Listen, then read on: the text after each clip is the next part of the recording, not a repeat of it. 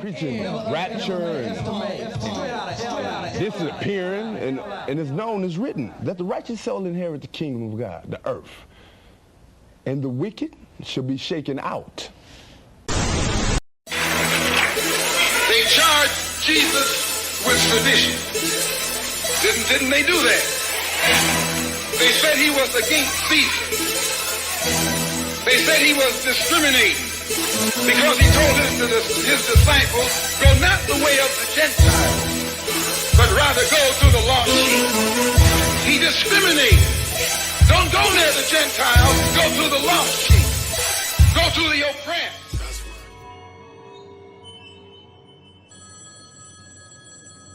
That's right. That's right. That's right. Ride, ride, ride, ride, ride, ride, ride, ride, ride, ride, ride.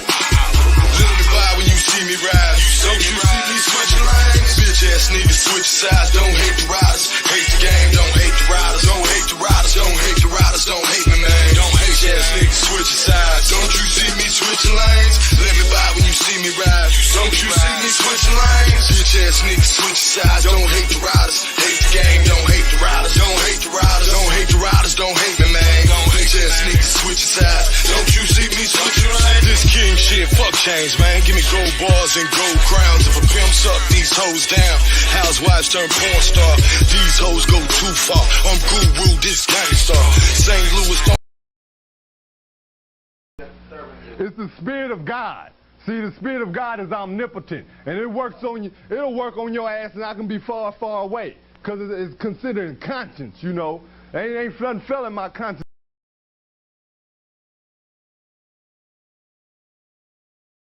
See all them old creeps over there, man. You know, and you know they ain't cool with us, man. You know they gonna want static, man. I mean, like, what do y'all want to do, motherfuckers, man? So it's up to everybody what we gonna do.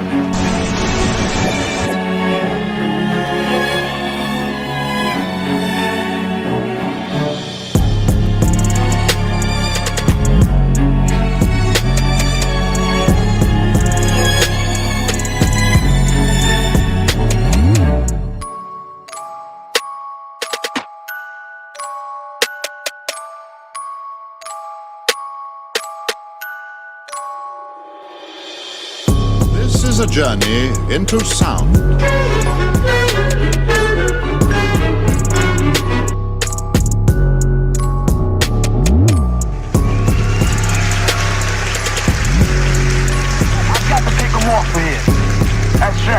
I gotta take him off of here. There's only one, and that's me. You understand? For all that fighting, you understand? The sucker think he good. The sucker think he can whoop me. And I know he can't whoop me. Hey boy, the nigga whole style is chump. You understand? When it comes to me, you understand? So let me get mine first. Then after I get mine, you can do what you want to do.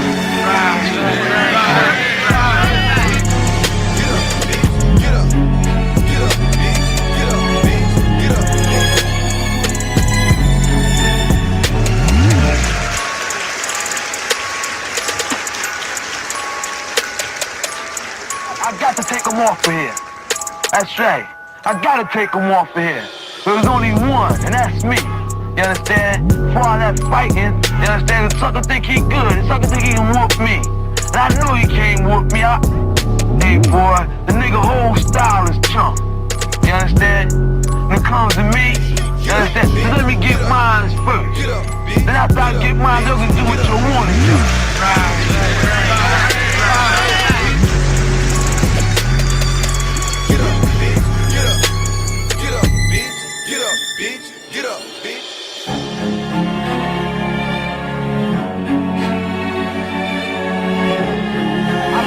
Off of here. That's right. I gotta take him off of here. There's only one, and that's me. You understand? For all that fighting, you understand? The sucker think he good. The sucker think he can whoop me. And I know he can't whoop me. Hey boy, the nigga whole style is chump. You understand? When it comes to me, you understand? So let me get mine first. Then after I get mine, you can do what you want to do.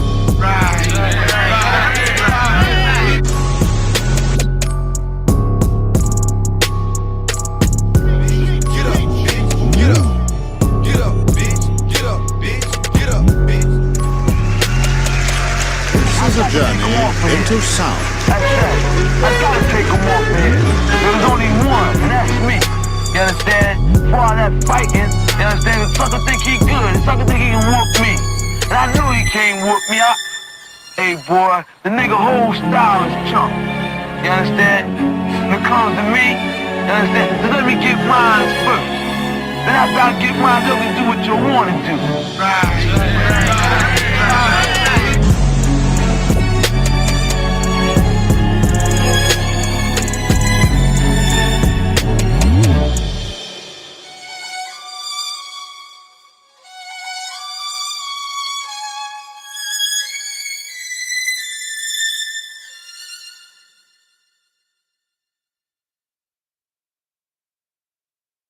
I got to take him off of here. That's right. I gotta take him off of here. There's only one, and that's me. You understand?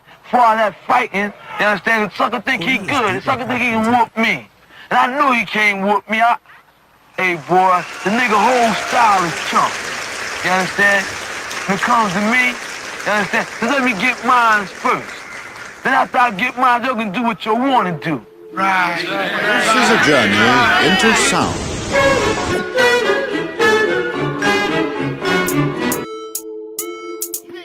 Get up, bitch. Get up. Get up, bitch. Get up, bitch. Get up, bitch. Get up, bitch. Get up. Get up, bitch. Get up, bitch. Get up, bitch. Get up, bitch. Get up. Get up, bitch. Get up, bitch. Get up, bitch.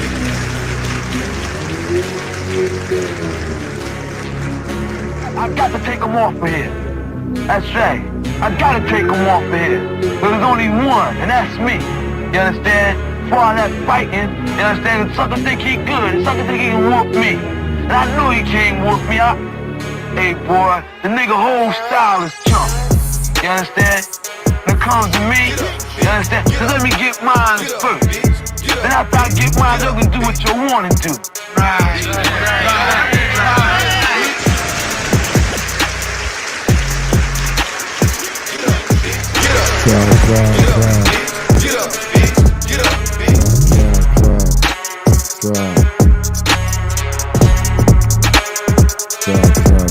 Trap.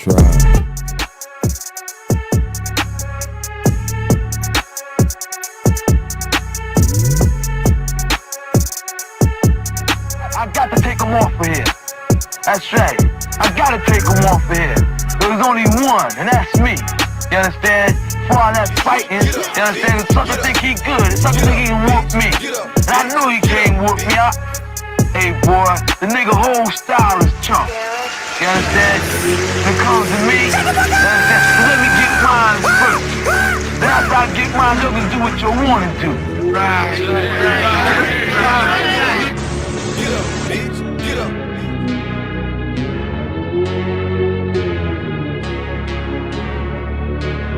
I got to take him off of here. That's right. I gotta take him off of here. There's only one, and that's me. You understand? For all that fighting, you understand? The sucker think he good. The sucker think he can whoop me. And I knew he can't whoop me. Hey boy, the nigga whole style is chump. You understand? When it comes to me, you understand? So let me get mine first. Then after I get mine, you can do what you want to do.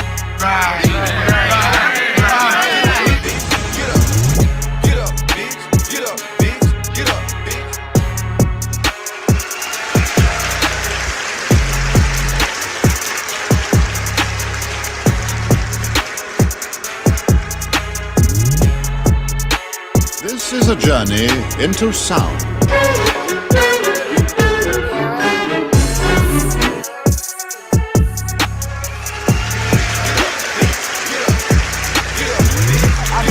Off of here.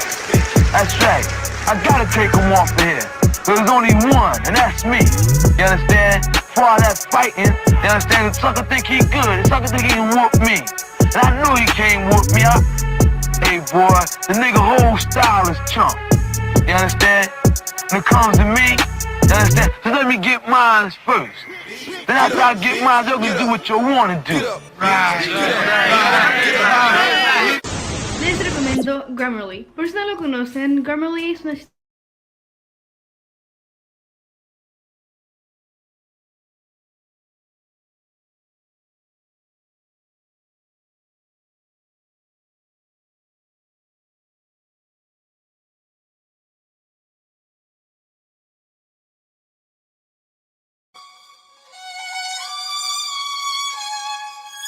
This is a journey into sound.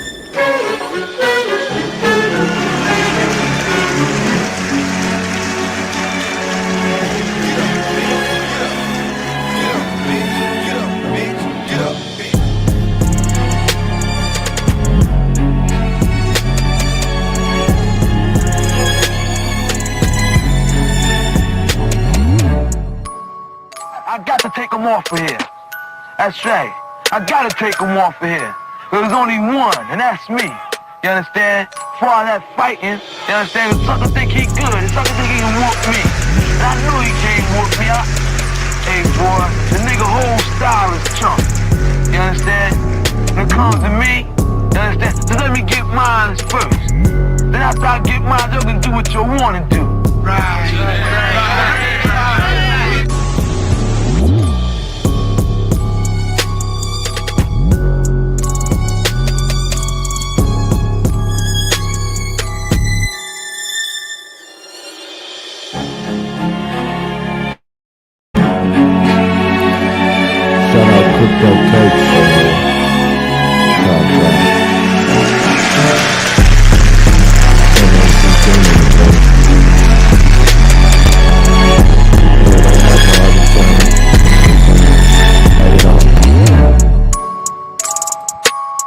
Drop this Eugenics for dummies. Get up, bitch. Get up. Get up, bitch. Get Let's up, see if we get some people get out up, here. You know what I'm talking about?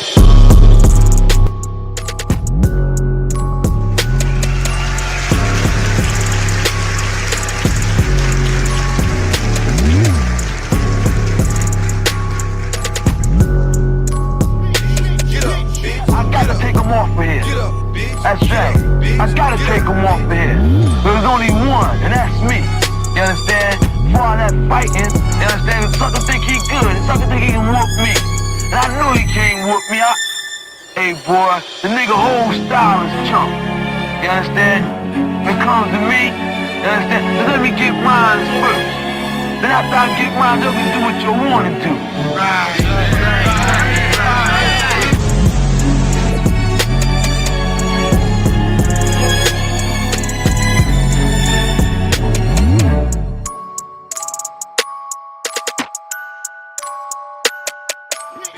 Get up, bitch. Get up.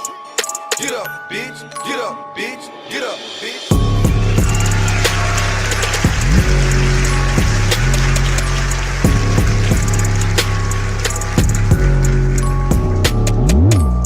I got to take them off of here. That's right. I gotta take them off of here. There's only one, and that's me. You understand? For all that fighting, you understand? The sucker think he good. The sucker think... Get up, bitch. Get up. Get up, bitch. Get up, bitch. Get up. I got to take them off of here. That's right. I gotta take them off of here. There's only one, and that's me. You understand? For all that fighting, you understand? The sucker think he good. The sucker think he can whoop me. And I know he can't whoop me. Hey, boy, the nigga whole style is chump. You understand? When it comes to me, you understand? So let me get mine first. Then after I get mine, you can do what you want to do. Get up, bitch. Get up, bitch. Get up, bitch.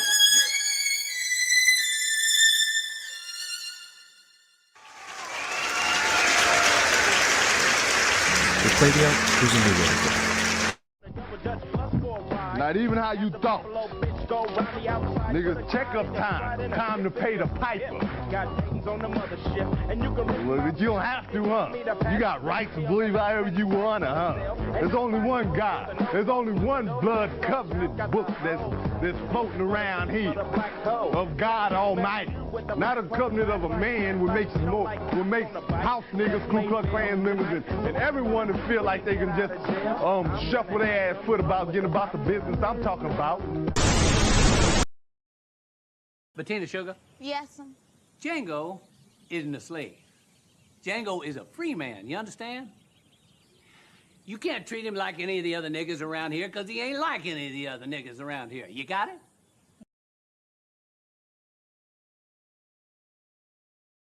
Believe however you wanna, huh? There's only one God. There's only one blood covenant book that's floating around here of God Almighty.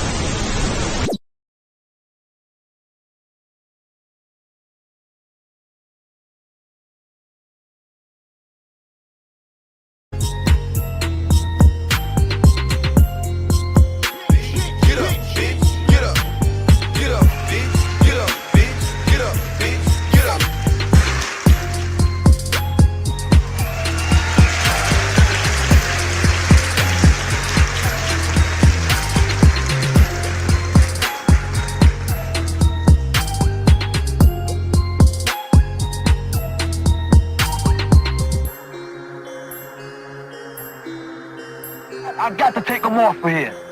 That's right. I got to take him off of here. There's only one, and that's me. You understand? For all that fighting, you understand? The sucker think he good. The sucker think he can whoop me. And I know he can't whoop me. Hey, boy, the nigga whole style is chump. You understand? When it comes to me, you understand? Just let me get mine first. Then after I get mine, you can do what you want to do.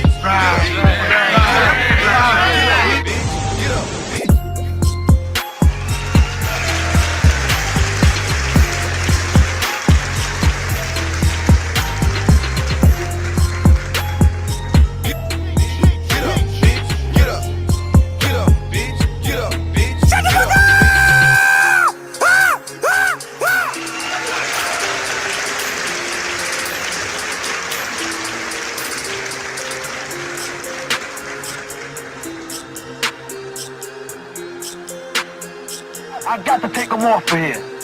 That's right. I got to take him off of here. There's only one, and that's me. You understand? For all that fighting, you understand? The sucker think he good. The sucker think he can whoop me. And I know he can't whoop me. Hey, boy, the nigga whole style is chump. You understand?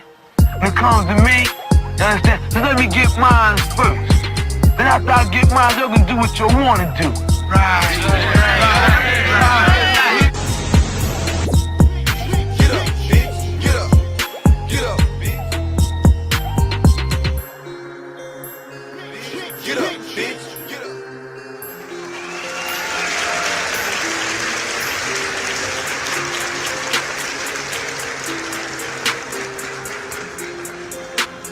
I got to take him off of here. That's right. I got to take him off of here. There's only one, and that's me. You understand? For all that fighting, you understand? The sucker think he good. The sucker think he can whoop me. And I know he can't whoop me. Hey, boy, the nigga whole style is chump. You understand? When it comes to me, you understand? Just let me get mine first. Then after I get mine, you can do what you want to do. Right.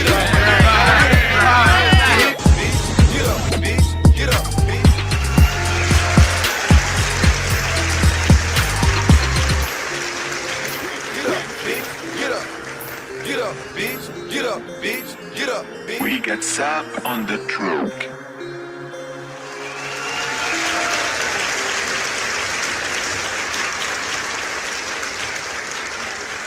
I got to take him off of here. That's right. Yeah, I gotta take him off of here. Is one who has the ability to apply logic and rational thinking to the things that he asserts to his students. And a master teacher, in turn, produces master students in return. You cannot be a master teacher unless you are producing master students. Who are, or how do you produce master students as a master teacher? Because when you get your students to think logically and rationally and not just believing something just because it's said, because you're not really teaching people, you know, your, what's the word I want to say? Your, what's the word I want to say? It's a certain word I want to say. When you educate people, you're not really teaching them anything. You're programming them to think a certain way. Most of the people who are referred to as teachers in the world are not really teachers at all. They're programmers. Because they're being taught from your college professors on down to your grade school, high school teachers and whatnot. They're programmers. Remember, all I'm offering is the truth, nothing more. Remember, all I'm offering is the truth, nothing more.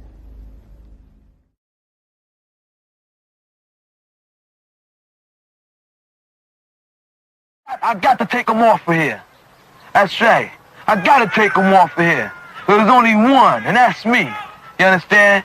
For all that fighting, you understand? The sucker think he good. The sucker think he can whoop me. And I know he can't whoop me. Hey, boy, the nigga whole style is chump. You understand? When it comes to me, you understand? Just let me get mine first. Then after I get mine, you can do what you want to do. Right.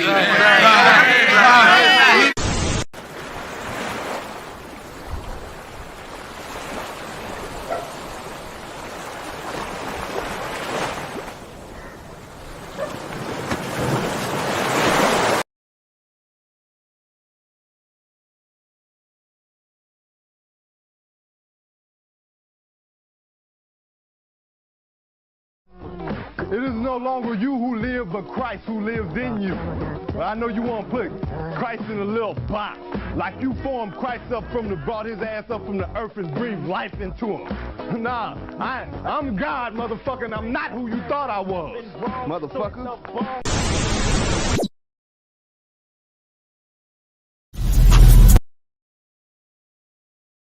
Damn, son, where'd you find this? Ain't really Indian, that boy Fugazi. I just keep it player, you can never play me. You got an ass so fat, girl, let's make a baby. And another one. Then I'm back to the trap, I'm trying to double some. She a bad woke chick, and I love her tongue. We some jurisdiction boys, we some one-on-ones. Look, don't compare me to no Martin dog, I'm like Malcolm X. Die by our freedom, we'll leave a crack and stretch. Round of applause, boy, you know we clapping checks. Chucky dog, child play, yeah, nigga, that's what's next. Open up the cans just like Arizona. Pull up masked up like we got the Rona. We set up jurisdictions when we bought a corner. How you claiming that's your hood and you not the owner? Be the B, I just pulled up in the need for speed. Free the land, tell the colonizers that they need to leave. Wild Indian up in my veins, you know how we bleed. You ain't gotta lie about who we is, dog, just keep it G. We at war, we can't keep the peace. Since we at war, gotta keep the peace. Whack a cone, then I meditate. Should I need to breathe? Keep a Olmec head when we slide, dog, cause we the shit. Like my niggas said, bitch, we the sheets. I can't keep the peace. If it pop off, then I want a piece. I'm just on release. I'm in go mode, motherfuck the thief. In these streets like EBT, when we at war, make peace with me. I don't give a damn, understand. Fuck who stole this land, white or black or tan. Understand, it's fuck who stole this land. Might have seen me get little buddy these hands. He wasn't no abo man. A lot of these dudes is Sambo man. They full of shit like my ammo can.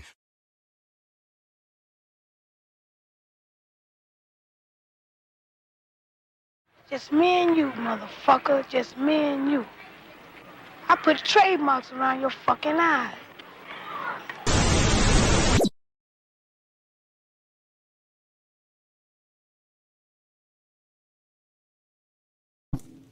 Yo, peace to the tribes, peace to the tribes, peace to the tribes. Let me get some diamonds in the chat if you can hear me loud and clear. I'm broadcasting from another channel. Get my headphones together here. Tribe.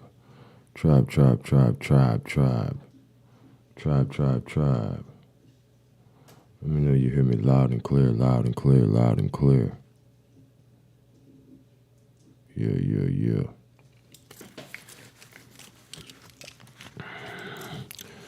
Yeah, man, okay, 10AC King in the building. Got the, see the diamonds, we loud and clear. Yeah, man, we're gonna go ahead and drop this Eugenics for Dummies. Somebody reported my channel for some old bullshit, so I got a strike, you know. I've been emailing them and whatnot, but that's neither here nor there. You know what I'm talking about? We're gonna keep it going. Keep building. Keep fucking them up. Cause that's what we do. Let me get my new screen up here, man.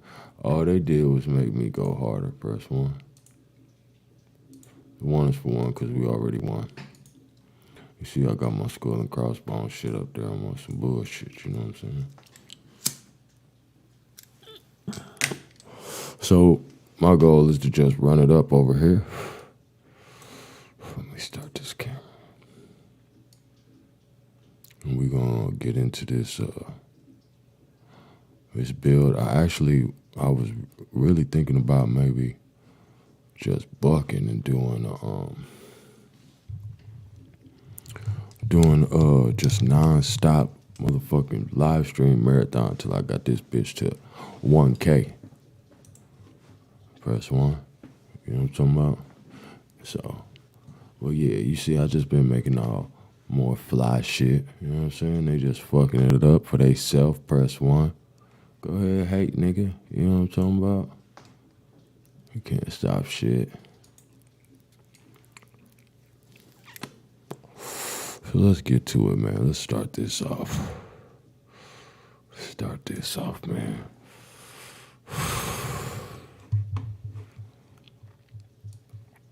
Where do we begin?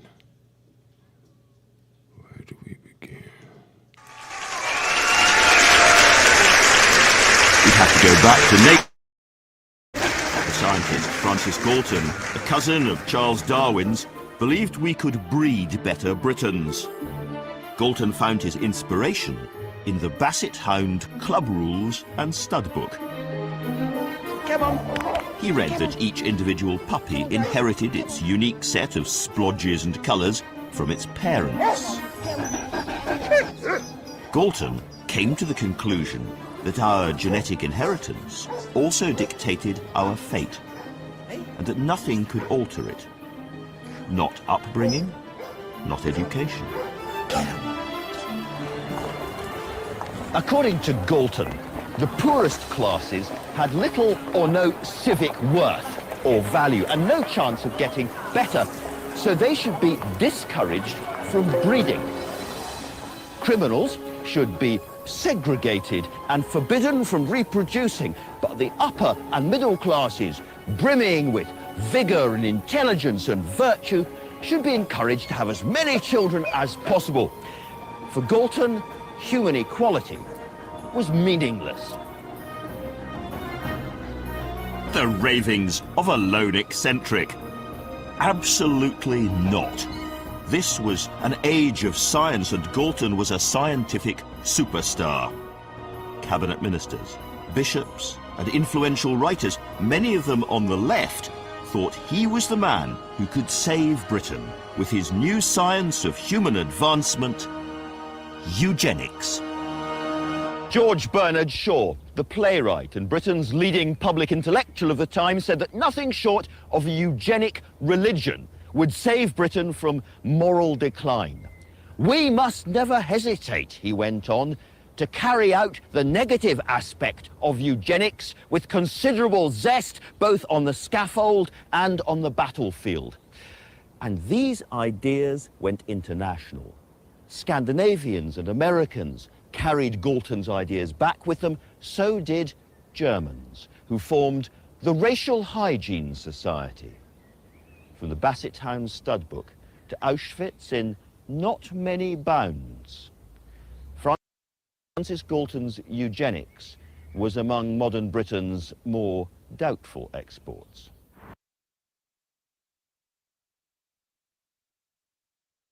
All right, so we just gonna start there. All right. What we see now is that eugenics was actually started by the Breeders' Club. Let me get this right screen on here. Started by the Breeders' Club, the Dog Breeders' Club. You know what I'm talking about? Shout out to Christopher Career in the chat. Tribe. Shout out Sagittarius Jones, Lua Era. If you would, please share the live stream, man. We only got like 300 subscribers on this motherfucker, but you know, I want to go ahead and drop these jewels, man. You know what it is, man. Eugenics for Dummies. You know what I'm talking about? So we just gonna start there with the dog breeders. All right. So that's how we got to where we going. And actually I put together like I done put together like probably motherfucking I probably could just stream nonstop for like hours. I got like 3 live streams. They all connect. You know what I'm saying? And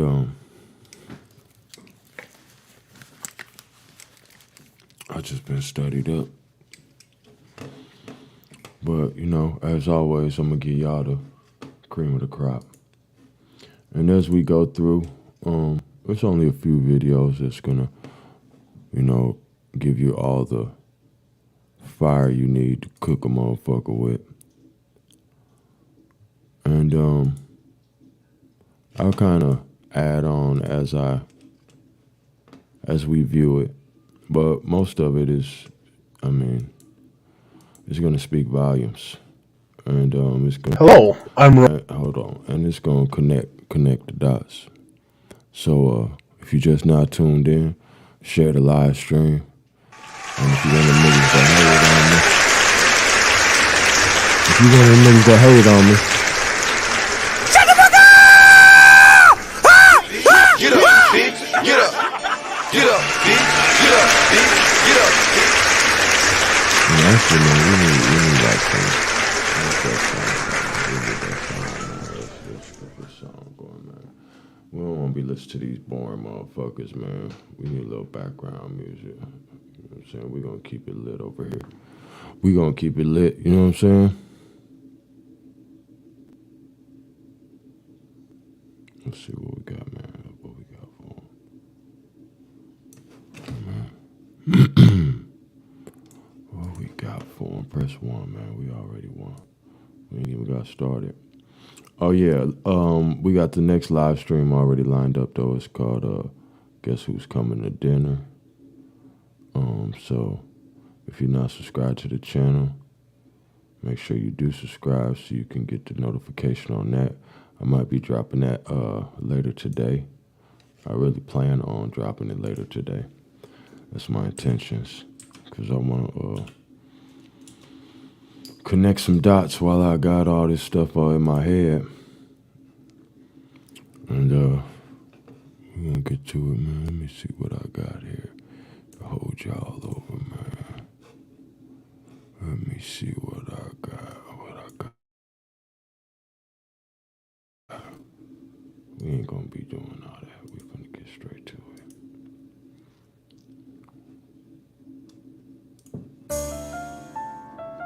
I don't think that's the one I wanted, though. Ain't the one I wanted.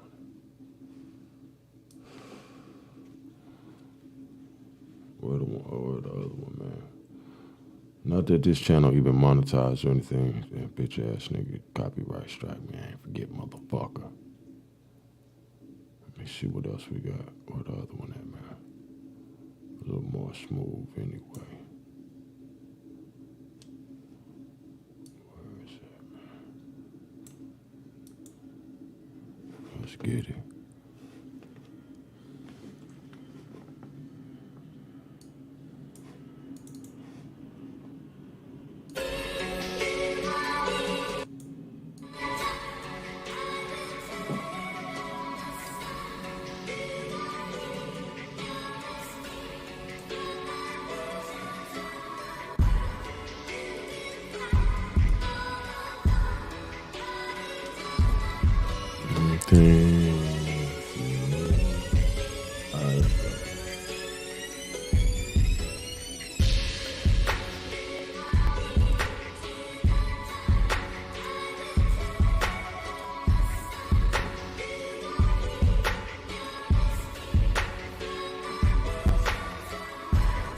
It is okay to be so stressed and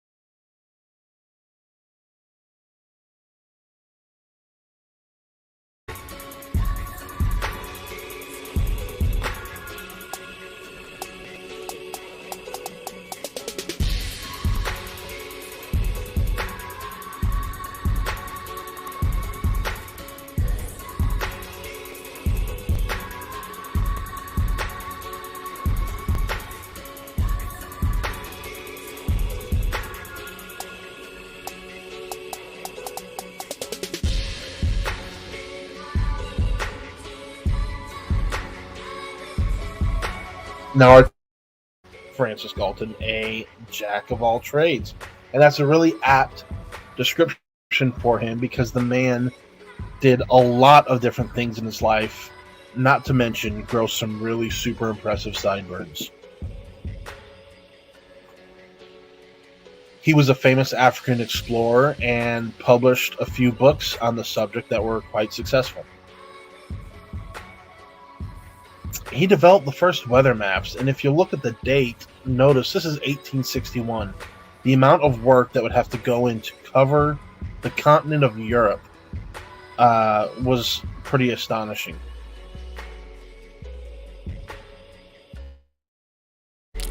Y'all know damn well he ain't went to all these places. Now, this Francis Galton, we're going to get into it, but spoiler alert, this is Charles Darwin's cousin, all right? So they all part of this together. You know what I mean? But we're going to get to it.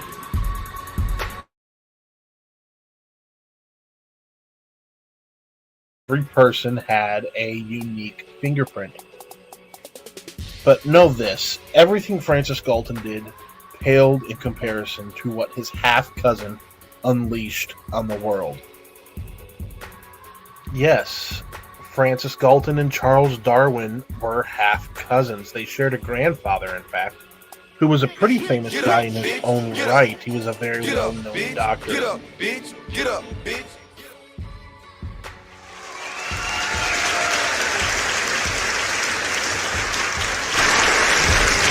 Share the live stream, man. Share the live stream. Share the live stream. I need everybody to share the live stream because nobody knows that I'm even live. If these niggas fuck with my channel, man. You know what I'm talking about? Let's get back to it. So Francis Galton is Charles Darwin's cousin. They have the same grandfather. I digress. Get back to it. At the time. Now, it was Darwin's theory of evolution that had a very profound effect on Galton and was really the catalyst that sparked an idea that he would forever be tied to. It was not an uncommon belief at the time, especially among the elite group of upper-class peers that Galton associated with, that intelligence was an inherited trait. Once this belief was viewed through the lens of natural selection, Galton felt it was easy to see the ramifications that nature had on the human race. At the time when Galton wrote Hereditary Genius, there were no mental tests that had been developed that could accurately measure intelligence. So what Galton did instead was he began to pore through biographical dictionaries. These were books which listed people who had achieved success in their particular field.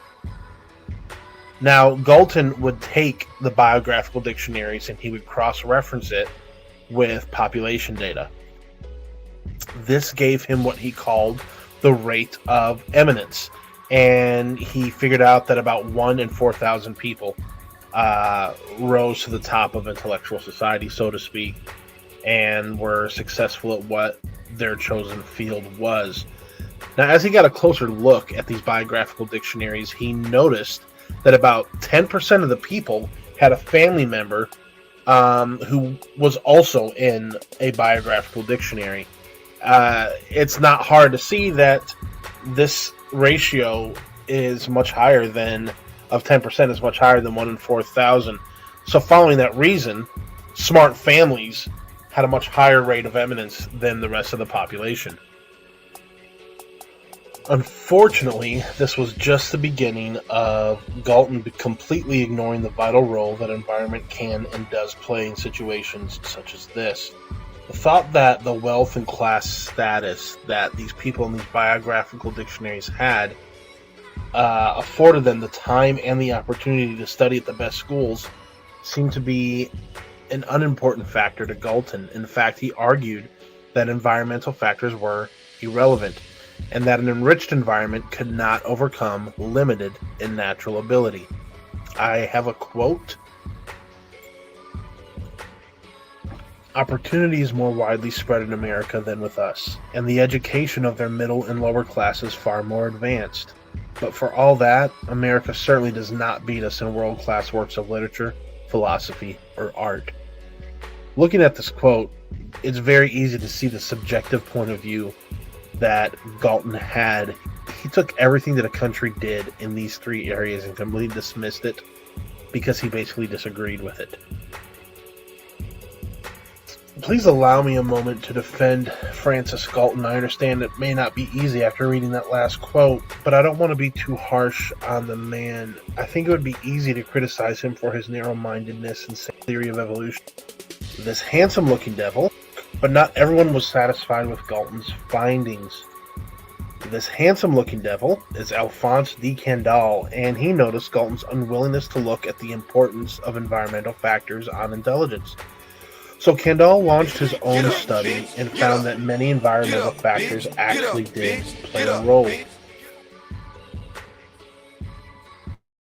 the fuck up!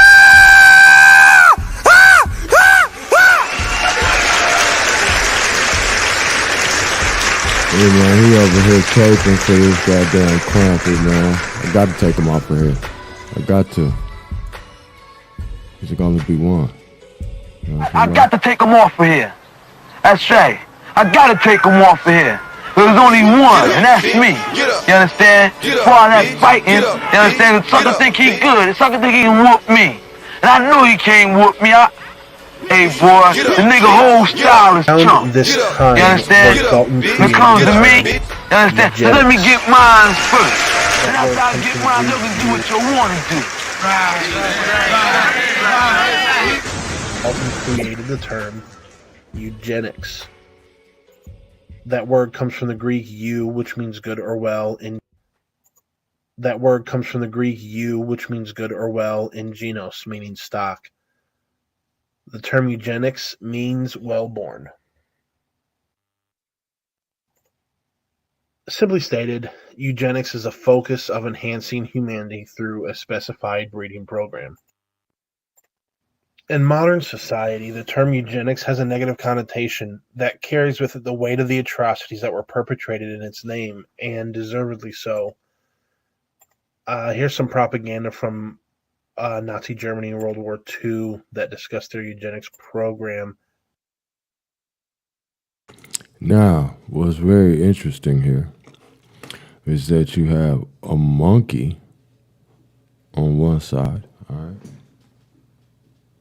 and a man on the other. And if you notice, when they're showing this eugenics, these are these European problems. Press 1. The 1 is for 1 because we already won. You know what I'm talking about?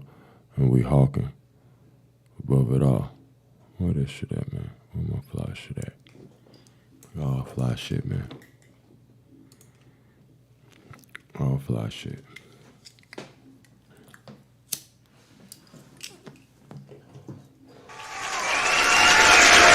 Get up, bitch. Get up, bitch.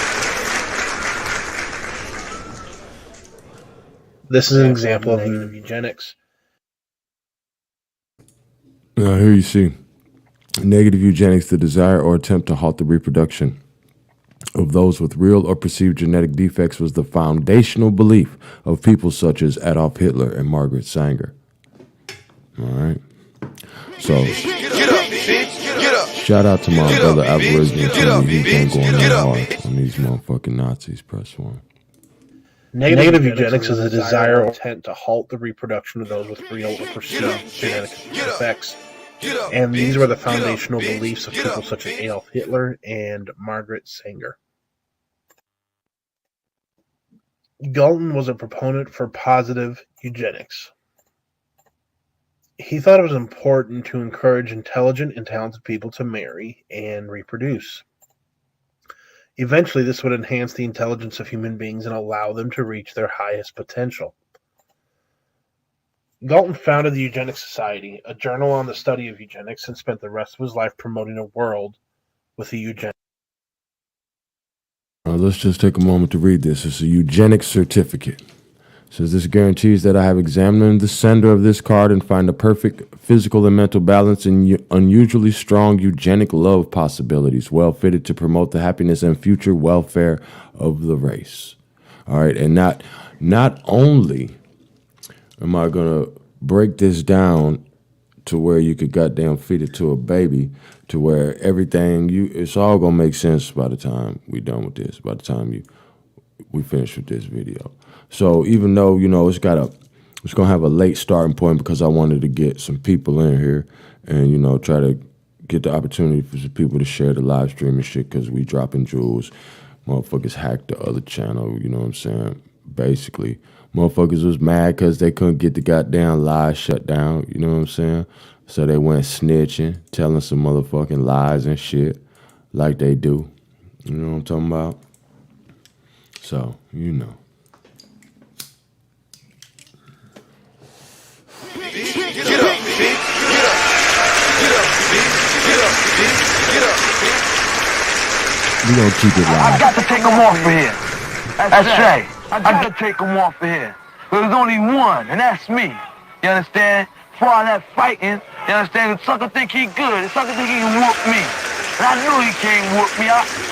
Hey, boy, the nigga whole style is chump. You understand? When it comes to me, you understand? So let me get mine first. Then after I get mine, you can do what you want to do. Right.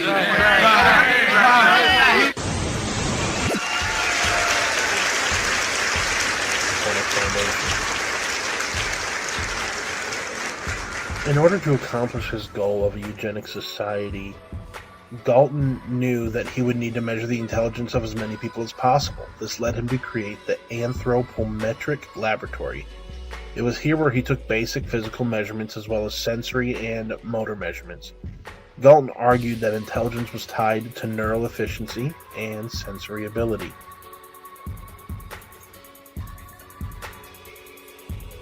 Once again, unfortunately, Galton managed to be way off base while pioneering an important issue. He argued that women were intellectually inferior to men, citing that they didn't hold any profession or sharp senses were required. It didn't occur to Galton that women were not in those professions simply because they were not afforded the opportunity, education, or sadly permission to acquire them. Sir Francis Galton was an exceptionally intelligent man. He pioneered methods and ideas that would change the world for the better. Psychology would not be what it has become today without the contributions that he made to it. He took the idea of natural selection, survival of the fittest, and was the first person to apply that idea to human intelligence. While he may not be the first person credited to use the phrase nature versus nurture, he can be credited with bringing it to the forefront of the scientific field and forcing people into a debate over the issue. I think it'd be a travesty to only look at the mistakes that he made, and yes, he did make some. But when we look at the big picture of everything he did, I think it's an understatement to say the man was an impressive individual. Get up, bitch. Get up, bitch. Now, as you see, these motherfuckers is still, goddamn me, caping for this motherfucker, alright? And it's gonna get even deeper because I'm gonna show and prove that motherfuckers is still doing this shit. This shit is still being taught at the medical schools right now, today. I can't make this shit up. I can't even share the live stream, man. This shit's some bullshit, dog.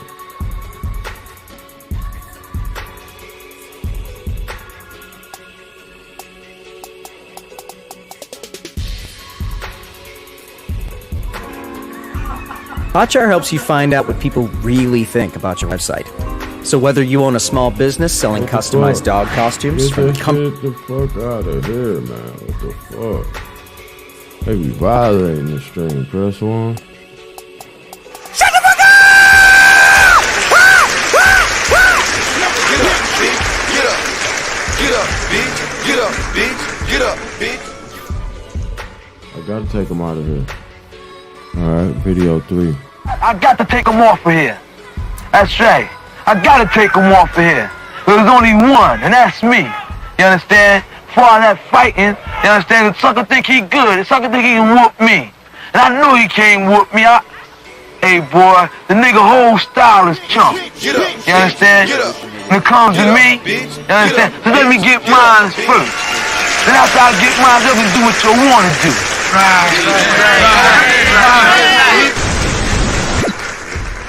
Eugenics originated in England with the work of Francis Galton. He studied traits in family lines and began the nature versus nurture debate. He focused on twins to answer the question of what was more powerful. There's some horrible ass audio.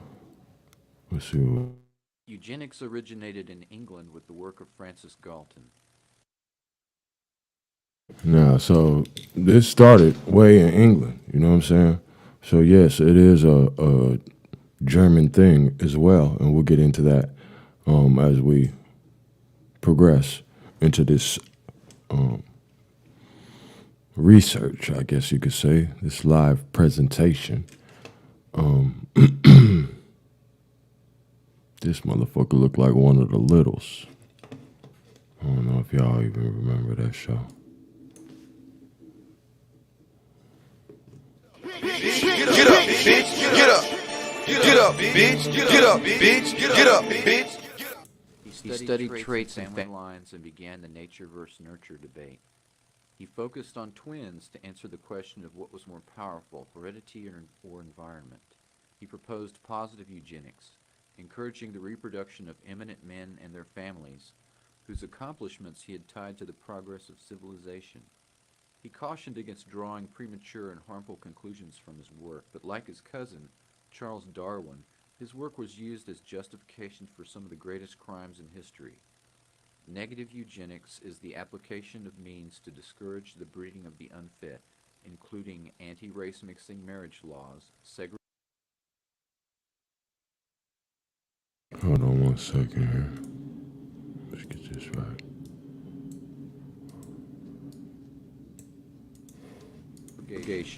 Sterilization, and euthanasia. Eugenics is not a true science, and though it is dressed up in mathematics to give it legitimacy, it has much more in common with the quack science of phrenology. Phrenology was the study of the size and shape of the human head to determine intelligence and character. The industrial age had thrown millions of people off the farm and into the city to work in low-paying factory jobs.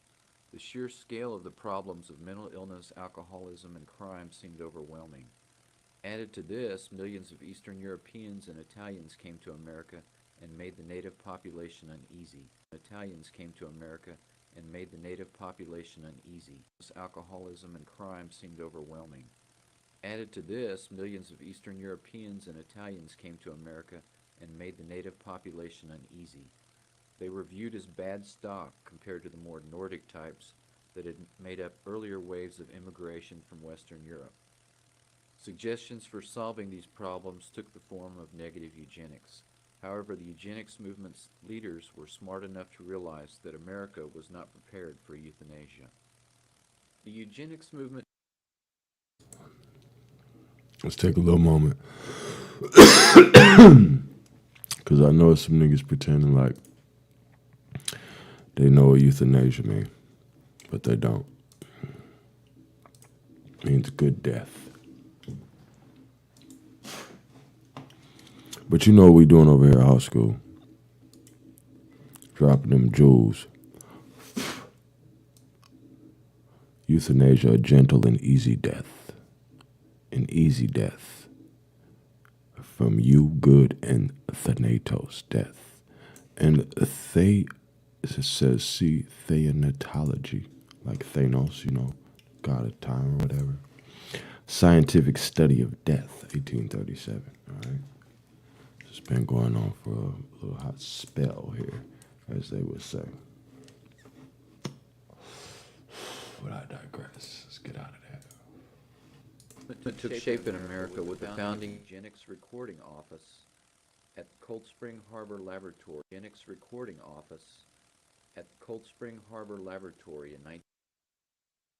And what I want you to see is a lot of these Germans are in America. We've already exposed that on the last live stream. And Ain't no telling where this live stream gonna get me, but we're gonna connect all the dots for you today. Trust and believe. Press 1.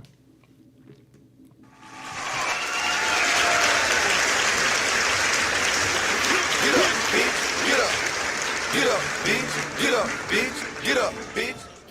1910 by Charles Davenport with money from the Carnegie Institution.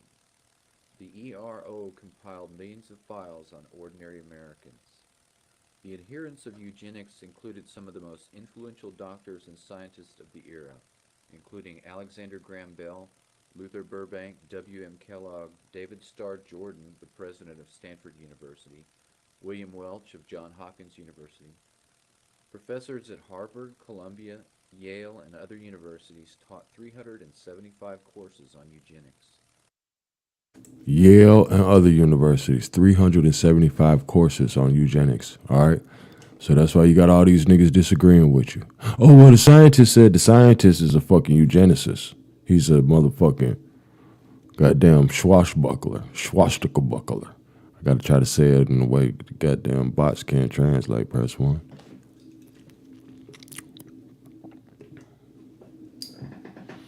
Straight up. Get up, bitch. Get up, bitch. Get up, bitch. Get up, bitch. Get up, bitch.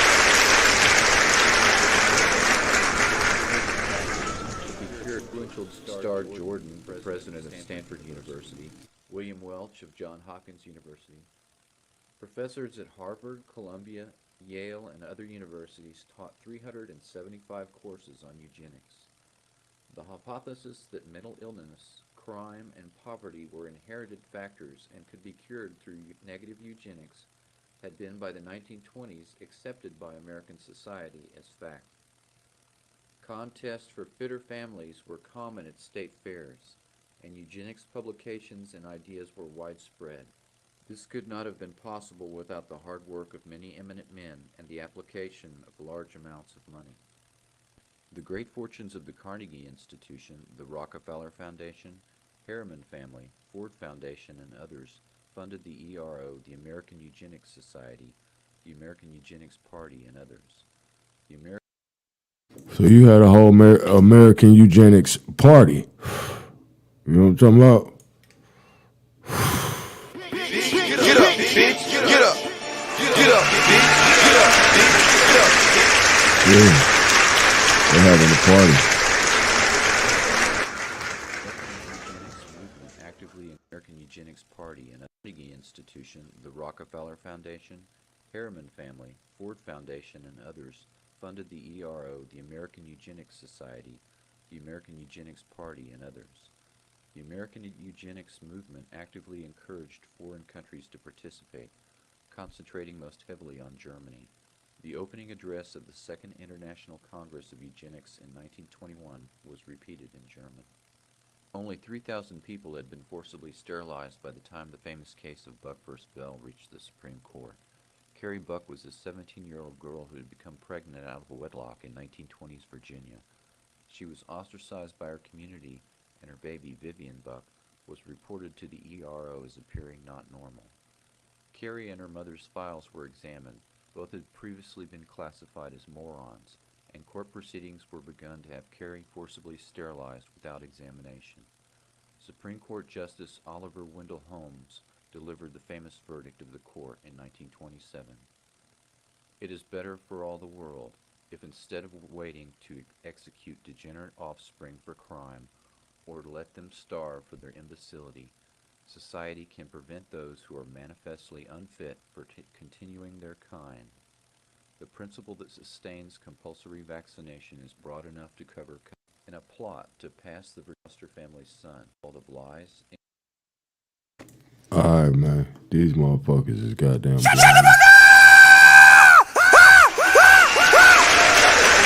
You're on my high, man. Get up, bitch. Get up. Get up, bitch. Get up, bitch. Get up, bitch. Hey, man, somebody goddamn hated on the other channel, man. So if you just now tuned in, man, let me get a little more turned up, man. Maybe I need to get my coffee going, get cranked up. I'm still on the night shift. Y'all niggas just waking up and shit. So I ain't goddamn turned enough. Let me get a little more turn for you, man. let's move on to the next one. It's all gonna make sense, all right? Let's move on to 4. Because I want you to see that this is in the U.S. You know September 1930. As well, you know what I'm saying? And this is some world domination shit going on, some whole other shit, man. And you about to see. The shit is crazy, bro. Once you really deep dive into what's really going on.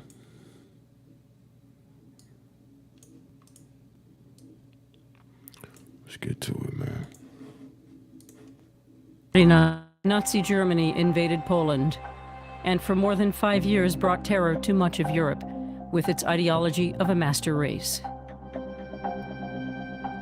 A central figure in that campaign was Reichsfuhrer SS Heinrich Himmler. The leading Nazi was obsessed with racial purity and came up with a plan to bolster the so-called Aryan race. Between 1941 and 1945, children were kidnapped from all over Eastern Europe and forcibly Germanized. Historians estimate. Now, kidnapped from all over.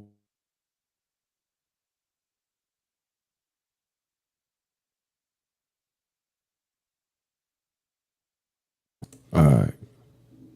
Now, they said we're just going to take a few little key points from everything that we seeing here. All right. One of those key points is that they took children from all over Europe, all right, and Germanized them. You've been Germanized. What the fuck does that mean?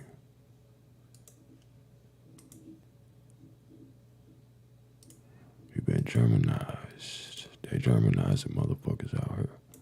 All right, so pay attention. Himmler. The leading Nazi was obsessed with racial purity and came up with a plan to bolster the so-called Aryan race. Between 1941 and 1945, children were kidnapped from all over Eastern Europe and forcibly Germanized. Plan to bolster the so-called Aryan race. Between 1941 and 1945, children were kidnapped from all over Eastern Europe and forcibly Germanized. Historians estimate that 20,000 of those children came from Poland alone. In Nazi-run children's homes, they learned to speak German. Their identities were falsified. Before, I was named Alodia Witaszek. From that moment on, I was Alice Wittke. We're going to let that just marinate right there, all right? Y'all gonna wake up.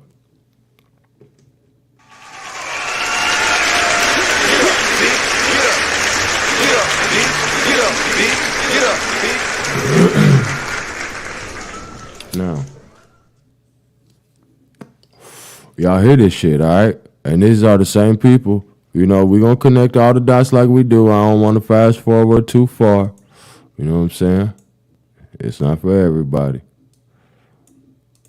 So we just going to keep it all going in a smooth little path. Press 1.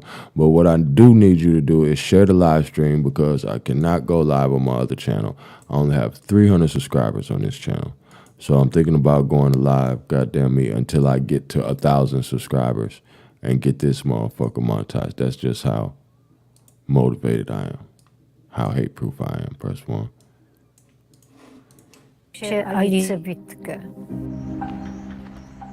Those children are now over 80 years old, and many of them still know nothing about their roots.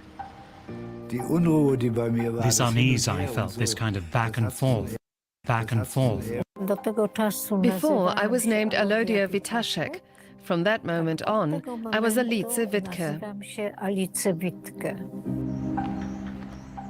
Those children are now over 80 years old, and many of them still know nothing about their roots. This unease I felt, this kind of back and forth, also affected my relationships. Much of what happened to them is still a mystery.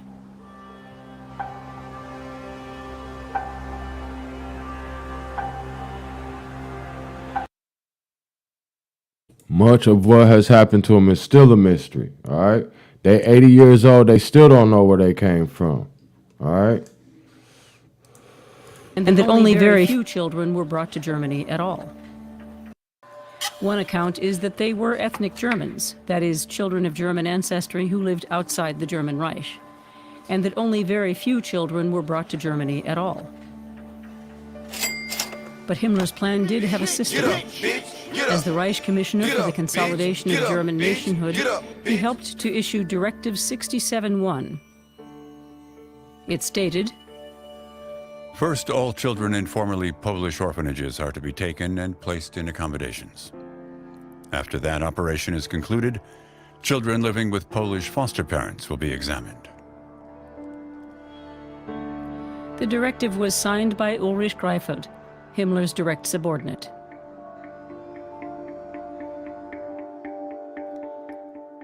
Later, at the Nuremberg trials, he claimed that there had never been a concrete plan. So they freestyling death, all right? Because what did we just see? Euthanasia, right? Study of death, all right?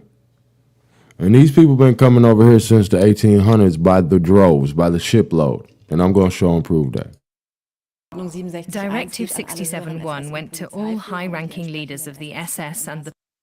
Let me give a shout out, man, to some of the illustrious in the building. You know what I'm talking about? Tribe. Let's see who we got in here, man. Shout out, man.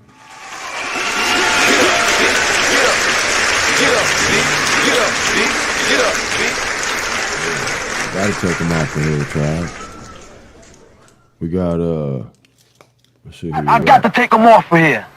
That's right. I got to take him off of here. There's only one, and that's me. You understand? As far as that fighting, you understand? The sucker think he good. The sucker think he can whoop me. And I know he can't whoop me. Hey, boy, the nigga whole style is chump. You understand? When it comes to me, you understand? So let me get mine first. Then after I get mine, you can do what you want to do.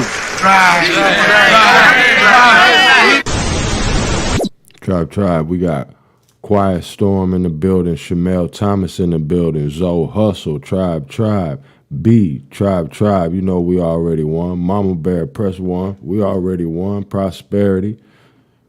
To Zoe Hustle, I'm going to say it again. Sagittarius Jones. Bijou, Tribe. They can't stop me. I'm just making the shit more fly. You know what I'm talking about? That's all we're going to do. You know what I mean? So let them hate. This is a journey into sound.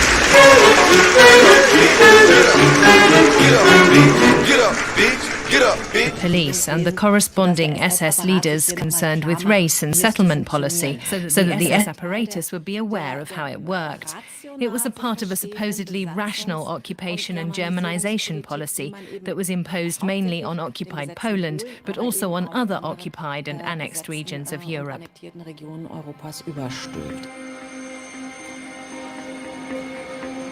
Today, experts believe that around 50,000 children were abducted from across Europe. You think it's just a coincidence they showing these motherfucking trains? Press 1. Cases are known from today's Ukraine, the Czech Republic, and Slovenia. But the largest group was from Poland, because the machinery of the abduction started in the Wartegau district. First, orphanages were searched. Then, child welfare officials summoned all children living with foster parents for inspection. There were precise guidelines on how a racially suitable child was supposed to look. 21 characteristics were examined, including growth patterns, the back of the... Now, y'all been wondering where these motherfucking orphan trains coming from. Press 1. They coming from the motherfucking Eugenics camp. Alright. They got straight Eugenics camp. Get up, bitch. Get up. Get up, bitch. Get up, bitch. Get up, bitch. I got to take him off of here. That's right. I got to take him off of here. There's only one, and that's me. You understand? For all that fighting, you understand? The sucker think he good. The sucker think he can whoop me. And I knew he can't whoop me. Hey, boy, the nigga whole style is chump. You understand? The head, When it comes to me, the nose, you understand? Just let me get mine first. Then after I get mine, you can do what you want to do.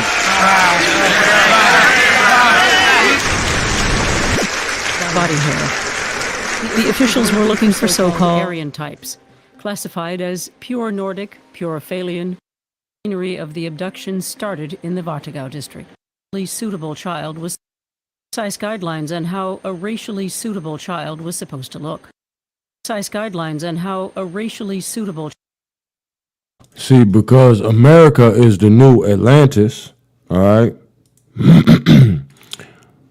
So these orphan trains, they trying to produce the new, the utopian citizen, all right?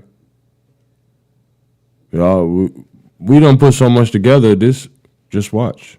These next few videos are going to connect a lot of dots, especially with what my brother's been building on lately. Child was supposed to look. 21 characteristics were examined, including growth patterns, the back of the head, the bridge of the nose, and body hair. The officials were looking for so-called Aryan types, classified as pure Nordic, pure Phalian, or Nordic Phalian. What the Nazis couldn't use were unbalanced hybrid types. And finally, children were also taken away from their biological parents, like Alodia Vitashek. She was taken for racial examination after her mother was deported. Then, in the autumn of 1943, she was brought to the youth detention camp in Litzmannstadt to be parents, like Alodia Vitashek. She was taken for racial examination after her mother was deported. Then, in the autumn of 1943, she was brought to the youth detention camp in Litzmannstadt to be Germanized. This memorial recalls the thousands. In 1943, she was brought to the youth detention camp in Litzmannstadt to be Germanized. This memorial recalls the thousands of children who lived here and were forced to do hard labor.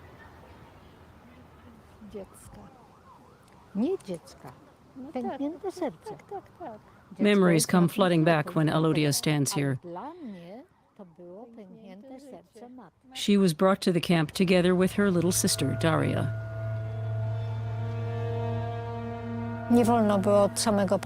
Straight away, we weren't allowed to speak Polish.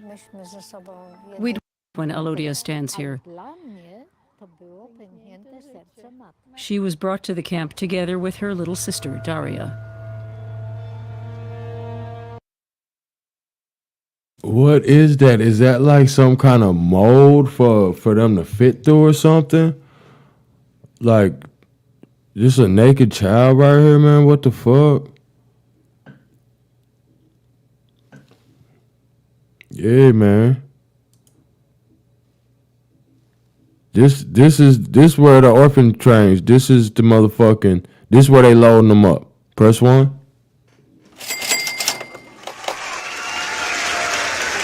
A suitable child was supposed to look. 21 characteristics were examined, including growth patterns, the back of the head, the bridge of the nose, and body hair. The officials were looking for so-called Aryan types, classified as pure Nordic, pure Phalian, or Nordic Phalian. What the Nazis couldn't use were unbalanced hybrid types. And finally, children were also taken away from their biological parents, like Alodia Vitashek. She was taken for racial examination after. Yeah, I don't know what that is, y'all. If somebody knows, let me know. Share the live, man. Somebody might know. I'm trying to get it in early, you know what I'm talking about, for the rest of the Indians up. But I'm dropping jewels over here. I had to get it to you. We about halfway through. After her mother was deported. Then, in the autumn of 1943, she was brought to the youth detention camp in Litzmannstadt to be Germanized. This memorial recalls the thousands of children who lived here and were forced to do. See, because I've been telling niggas these people is all the same people. These people all mixed up. This same scam they running over here, they been running this shit all over the planet. I'm about to show you. Press 1. hard labor.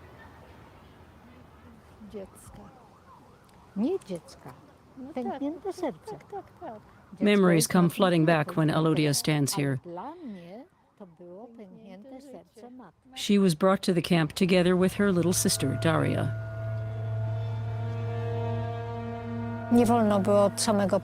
Straight away, we weren't allowed to speak Polish. We'd whisper to each other in Polish, but of course we couldn't make it obvious that we were speaking it. We were punished for every infraction. Each couple had a club and they shouted at us very loudly. We were scared of the yelling and, of course, the severe beatings. At 6 a.m. they woke us for roll call. They'd count us off in German, which was hard for us. We didn't know the numbers. That's why the roll call used to take a very long time. See, they running them through the school, out the gate. Now, notice what's on these kids right here, y'all. Because we've been studying this. Shout out to Aboriginal TV. I don't know if anybody can hear this because, goddamn, I don't have no subscribers on this channel. You know what I'm saying? But why do these two kids got the pink triangles upside down on them? And this is the, this a girl and this a boy. But what I also found is the triangles is for everybody. They also had the purple triangles down for Jehovah's Witnesses. We're going to get into that too. But it had to keep going until our supervisor had counted the entire group of children. And often, when they went through the barracks where we slept, they would find dead children in the beds there.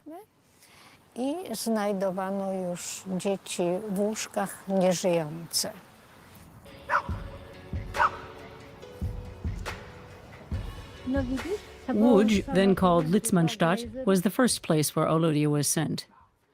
More followed: Kalisz, Bruckau, Bad Polzin.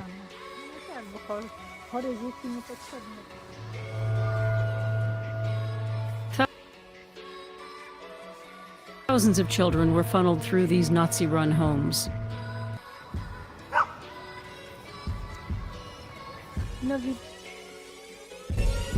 Tribe, man. I see my motherfucking brother. The Godfather is in the building. Tribe.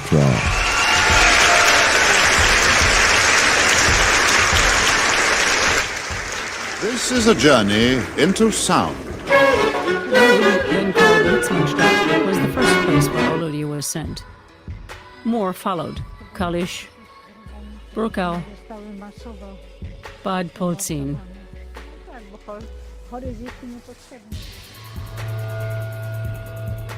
Thousands of children were funneled through these Nazi-run homes. Each station represented a further step to conceal the child's real identity. Dates of birth were changed. Names were made more German-sounding. Alodia Vitashek became Alice Wittke. Her friend Barbara became Berta. They were forced to forget their origins. Finally, both were placed in German families where, paradoxically, they experienced the happiest years of their childhood.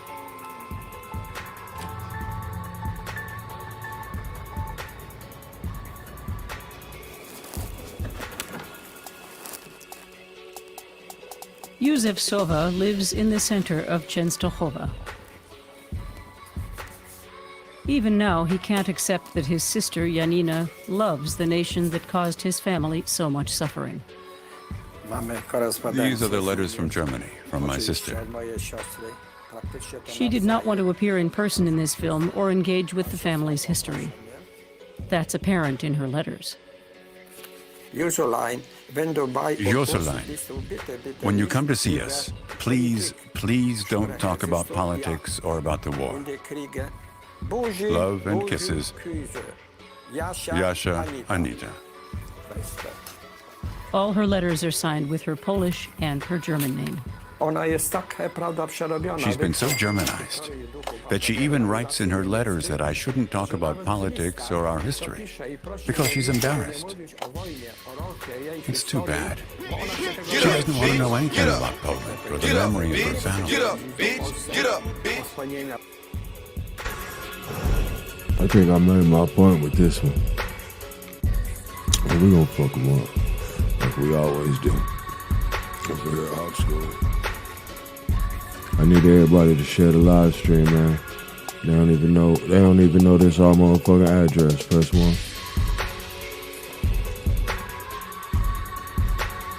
I got something for them though.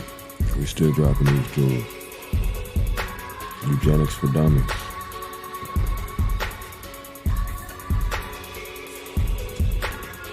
Now y'all remember when you tell niggas who found the motherfucking orphan trains, you know what I'm saying, where the orphan trains came from. They came from the I failed all my classes in high school. All right. Well, that's too motherfucking bad, man. That's not my problem. Yeah. Not my problem. Get up, bitch! Get up, bitch! Get up, bitch!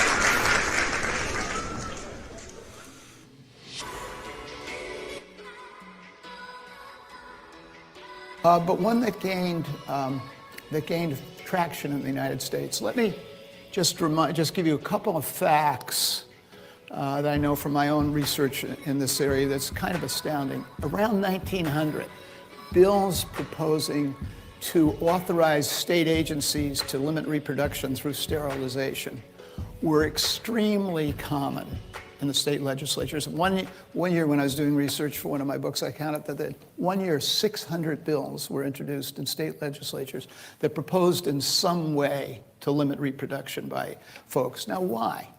And now I'm connecting back to, not directly to the work done at Cold Spring Harbor, but to the notion of a scientific world at that time, 1900, 1910, in the thrall of what we call Mendelism. I'm assuming most of you aren't scientifically based or don't have that background. The notion of even the most complex human characteristics, particularly if they were disease-oriented, might be explicable by a single gene, and therefore the classic inheritance patterns of autosomal dominant, like Huntington's disease, autosomal recessive, like cystic fibrosis or Tay-Sachs disease. And with our limited knowledge, the extension of this thinking far exceeded the knowledge that we had to justify it. Now, as Bruce suggested, for a period of about 30 years, Cold Spring Harbor was an epicenter of efforts to understand the impact of heredity on human disease. Charles Davenport, its original founder, a notable and noted scientist who was not a particularly wild-eyed eugenicist, published a textbook, I think in 1911, about heredity in human disease that became the leading textbook of its era. I actually have read that textbook, and there's actually much in it that is correct, even from that century ago. He had it right, and he had some things that were wrong. Today, we don't much think about, for example, the genetics of criminality. But as recently as the 1970s, there was a huge debate in our society among both people in criminal law and people in genetics about the so-called XYY chromosome, having an extra Y chromosome, and whether that predisposed to criminality. And I think the final rule on that is if you're born with that syndrome, you tend to sort of physically develop a phenotype that is much like Hollywood's image of the thug. So in fact, what some researchers found, that people with XYY syndrome weren't particularly awful criminals, but they were much more likely to be caught. So, you know, this gets very complicated very quickly. Cold Spring Harbor was the home of an institution called the Eugenics Record Office. There was a staff here. There were many hardworking scientists and technicians, sort of like how you might think of a genetic counselor today, for those of you who know these terms. And they and others compiled these vast pedigrees of families, maybe hundreds or even thousands of members through several generations, trying to elucidate, without the tools that the labs here have today, whether or not there was a genetic force at work and what it might be. And so there was a setting where there seemed to be a scientific support for the notion that there was a cause, that the phenotype, be it epilepsy, criminality, whatever, bipolar disorder, there might be an underlying gene and maybe we can do something about it by limiting growth. So the story now enters a legislative phase. In 1907, Indiana became the first state in the Union to enact a compulsory sterilization law. It was aimed at prisoners, males, and it made the vasectomy a condition of parole. The notion is that their germ may be a good idea. The story now enters a legislative phase. In 1907, Indiana became the first state in the Union to enact a compulsory sterilization law. It was aimed at prisoners, males, and it made the vasectomy a condition of parole. The notion is that their germ may be a good idea, by the way, but well, you hear this motherfucker talking, but it may be a good idea.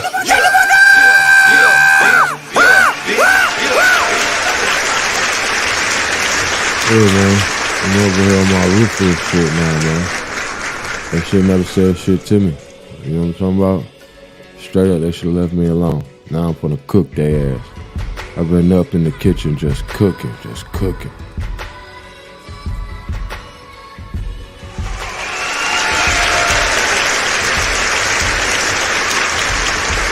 I got to take them off of here. That's right. I got to take them off of here. There's only one, and that's me. You understand? All that fighting, you understand? The sucker think he good. The sucker think he can whoop me. And I know he can't whoop me. Hey, boy, the nigga whole style is chump. You understand? When it comes to me, you understand? Just let me get mine first. Then after I get mine, you can do what you want to do. Right.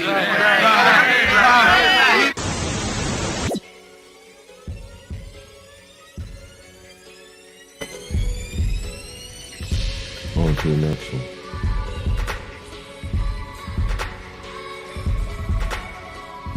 Of life, and we're going to be talking about the quest for perfection, a history of eugenics and abortion. And you know, as I researched this topic, I found myself delving into a very dark side of humanity that at times made me angry and at times made me cry. But at the same time, I realized that it's really important for us as Christians to understand the history and the foundation of the abortion movement. Get up!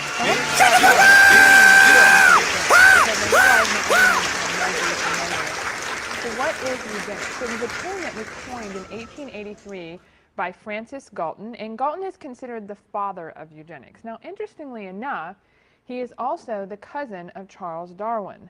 Now, Charles Darwin is the father of evolution, and we're going to discuss a little bit later the connections between eugenics and evolution.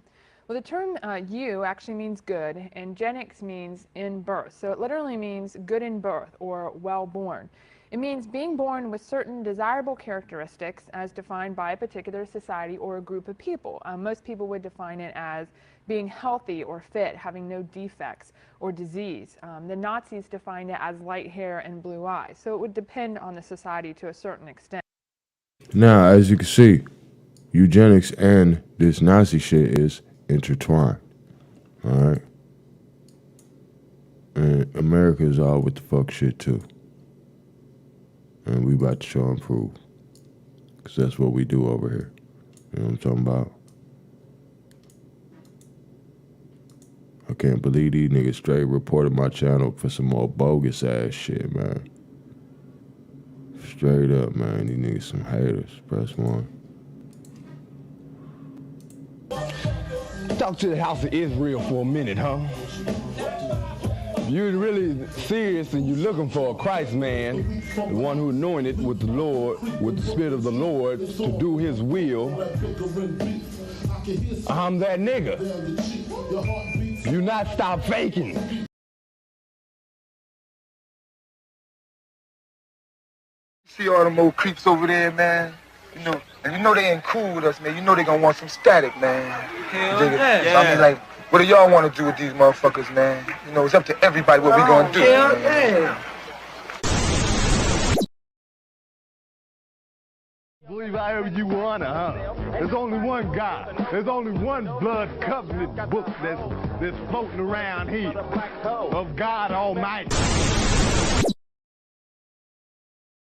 The practice of eugenics was first brought to national attention in 1915 with the case of baby Bollinger. And a newspaper reporter recorded these words upon seeing the baby.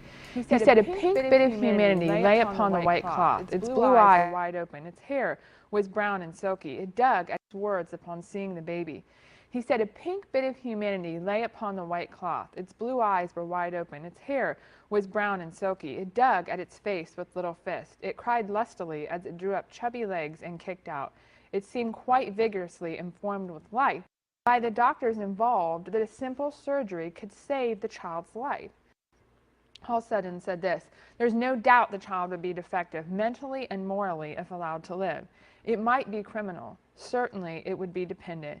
It would be a burden to itself and society." And what they did was these doctors analyzed 22 cases of newborns with severe spina bifida and that had been euthanized, which is the fancy word for killed, to determine considerations that they believe doctors should use or take into account when discussing with patients whether or not a disabled child should be euthanized. So they said things like, well, extremely poor quality of life, suffering, hopelessness, predicted lack of self-sufficiency, inability to communicate, hospital dependency, and long life expectancy, because in their view, the longer the life, the more suffering.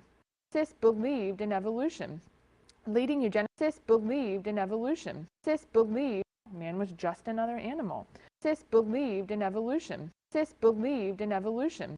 Dogs associated with breakfast cereal. Harvey Kellogg, the founder of the Race Betterment Foundation, said, "Abortion in the present and be prepared for abortion in the present." Is discuss the history of eugenics and understand is discuss the history of eugenics and discuss the history of eugenics and understand how it provides a foundation, or essentially the roots, for the abortion movement and specifically Planned Parenthood. And this is necessary to understand the role of eugenics and abortion in the present and be prepared for what is to come in the future, which I'll discuss in the next presentation. So let's talk about the goal of eugenics, and that was to create a superior race of humans. Dr. John Harvey Kellogg, the founder of the Race Betterment Foundation, said, "We have wonderful new races of horses, cows, and pigs. Why should we not have a new and improved?" Now, why this bitch want to talk about the founder of the Betterment Foundation? Bitch, this the founder of the goddamn cornflakes. Press 1. The fuck is this bitch talking about?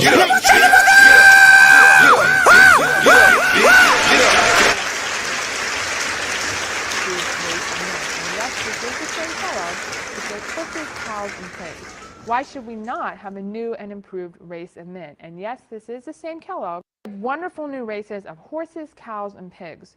Why should we not have a new and improved race of men? And yes, this is the same Kellogg's associated with breakfast cereal. Okay, so they was very much involved. Get up, bitch! Get up!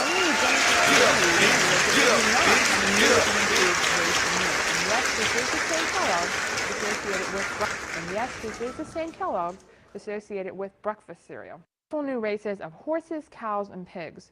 Why should we not have a new and improved race of men? And yes, this is the same Kellogg's associated with breakfast cereal. So they was very much involved in this.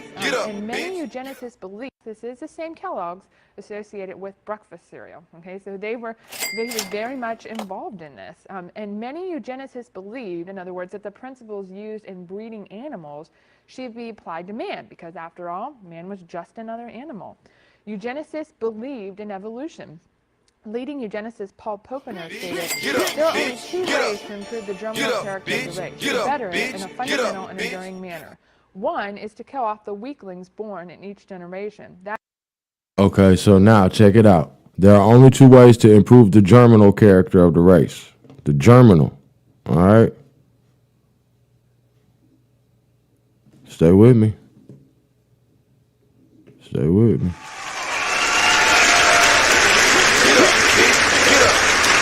I got to take them off of here. That's right. I got to take them off of here. There's only one, and that's me. You understand? For all that fighting, you understand? The sucker think he good. The sucker think he can whoop me. And I knew he can't. Hey, boy, the nigga whole style is chump. You understand? When it comes to me, you understand? Just let me get mine first. Then after I get mine, you can do what you want to do. That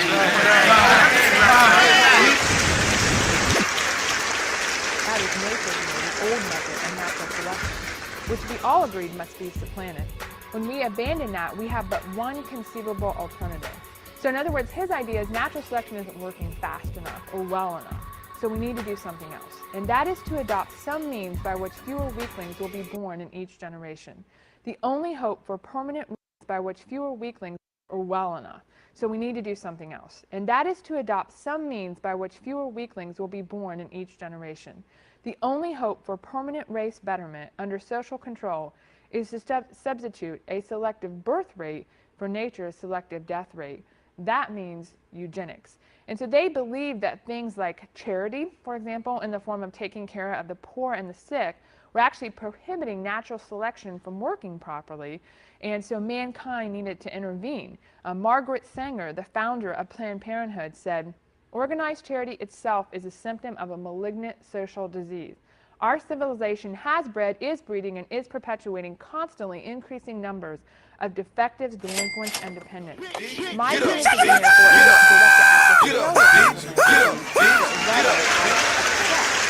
so they were upset that people were taking care of success.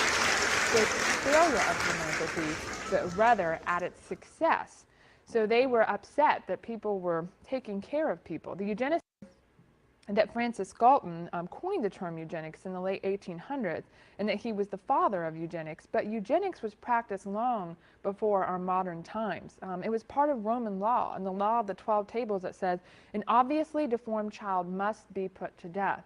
And both Plato and Aristotle supported this practice, and it was not uncommon for infants to be exposed or left outside the home for a period of time to determine if they were actually fit enough to survive, because Now, this all roads point to Atlantis, press 1. All roads lead to Atlantis.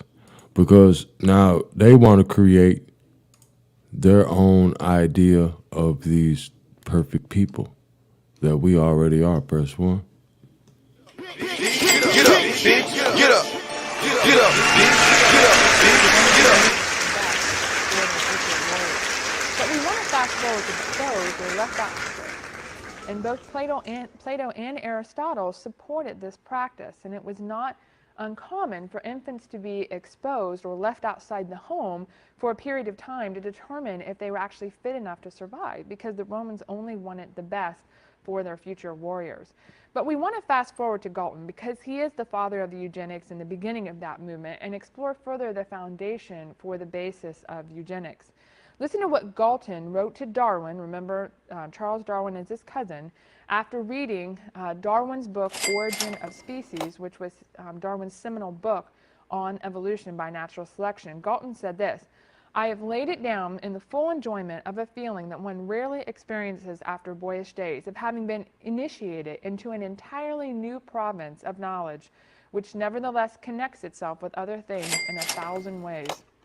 What he saw in that book was you need to apply the mechanisms of evolution, specifically selection, to mankind. Galton said the creed of eugenics is founded upon the idea of evolution, that we can evolve into better and better humans. The creed of eugenics is founded upon the idea of evolution. Press 1.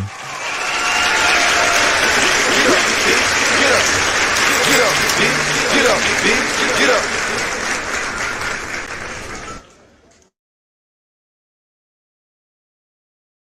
I got to take them off of here. That's right. I got to take them off of here. There's only one, and that's me. You understand? For all that fighting, you understand? The sucker think he good. The sucker think he can whoop me. And I know he can't whoop me.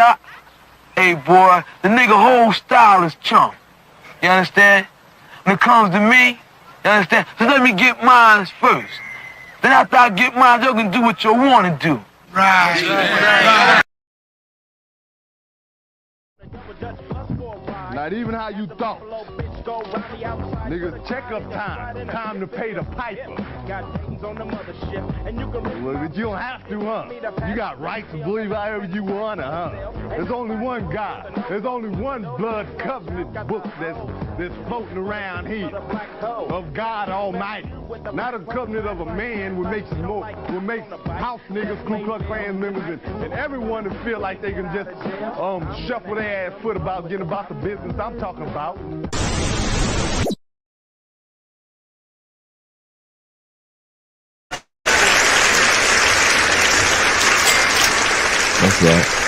That's right. I'm gonna grab the next. Hey man, we're gonna take a 1 minute break, man. We about done with this. Well, at least this segment. We got a little whiles to go. I'm capping. But go ahead, share the live stream, man. We're gonna get to 1,000. Goddamn, before the end of the week. I don't know what day it is. I don't give a fuck. I might stay live till I get 1,000 subscribers. Press 1. Get up, bitch. Get up. Share the live stream. Get up. 2 Almighty, monitor the ACC. 35, Roger. 57, Roger.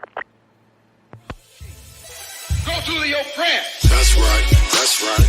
That's right. Ride, ride, ride, ride, ride, ride, ride, ride, ride, ride, ride.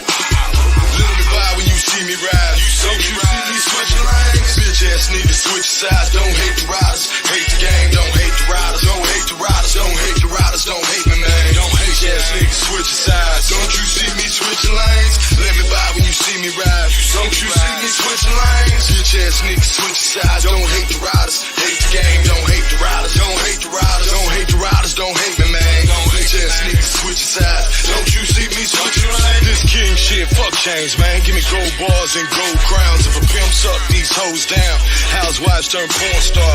These hoes go too far. I'm guru, this gangsta. St. Louis don't fight fair. Put bullet holes in your paint job.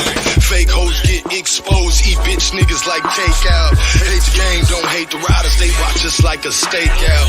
Lurking on my Instagram. Is that what all that hate about? You acting like I give a damn. Like I don't know these hoes foul. Okay, I'm reloaded.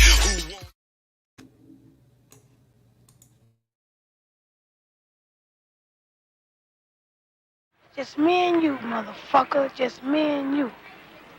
I put trademarks around your fucking eyes.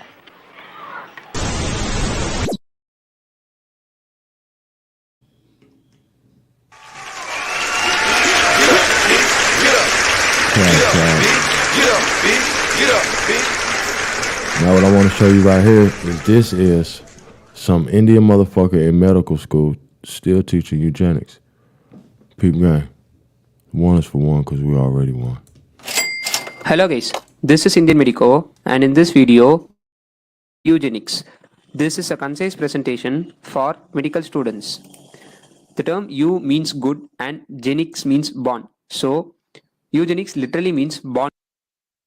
This motherfucker done changed the whole definition. Press 1. Get up, bitch. Get up.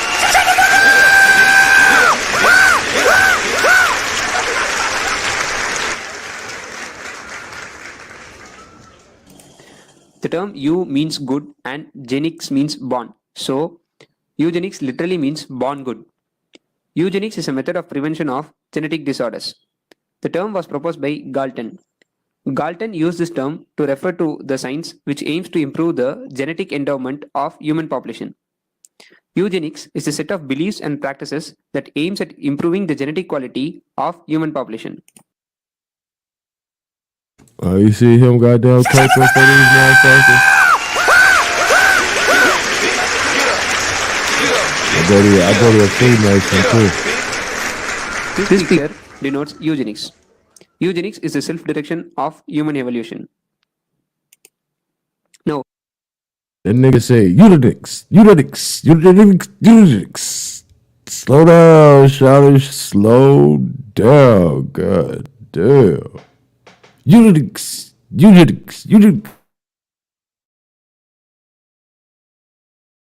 see all them old creeps over there, man.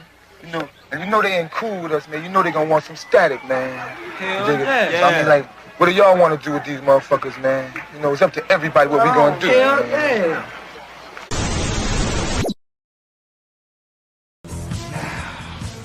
When I say, who's the master?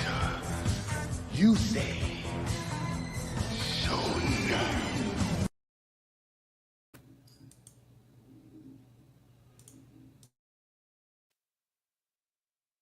are accused of having a theory that is a white racist theory. How do you respond to that? Well, I respond to that by saying that I've considered whether or not I am a racist. Racist is an epithet that used to damage my self-esteem, but it doesn't anymore. I feel it's untrue. If you look in the dictionary as to what racist means, it means emotional feelings, irrational feelings associated with fear and hate. If I really had those, I don't think I would be here this evening. I feel that what I'm engaged in is a demand for diagnosis, and I'd like to say some more about this chart, which we'll come to probably later, which shows the disproportionate rates of reproduction for the least effective elements of the black community. I'd like to say more about that than we should in just this brief introduction. But I think there is another word that better describes what I'm involved in, and that word is raceology, which means a scientific analysis of racial differences. And basically, I have a faith that reason is a good thing, and I feel, as you do about the First Amendment, but maybe with a slightly different emphasis. I think the really important thing about the First Amendment is it is a way of guaranteeing a high likelihood that truth will emerge as a result of conflicting ideas being expressed, and I have a thesis and a basic belief that truth is a good thing and will be of benefit to man. But now let me say this chart that I held up a moment ago is very important in respect to this question of why I think there may be what proves a basic difference, but I'm going to say that if there were not a basic difference in intellectual capacity. Now, it's 1974, you know what I'm saying? And I just want to show you how stupid this motherfucker still is, still pushing this agenda. All right, this long after the motherfucking war, talking about some goddamn Nazis. Press 1. It's deeper than that. This the New Deal, the Novus Ordo Seclorum. You know what I'm talking about?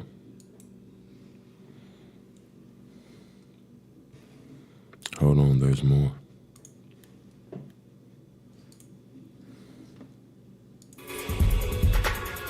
Get up, bitch. Get up. Get up, bitch. Get up, bitch. Get up, bitch.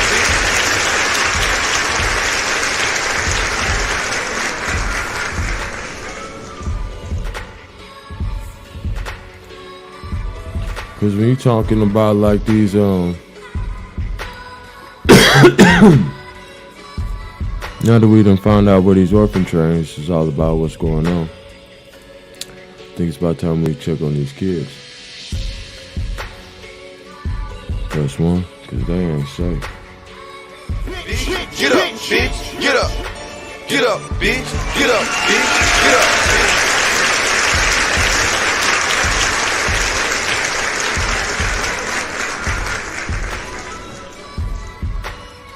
Yeah, I got another one for you.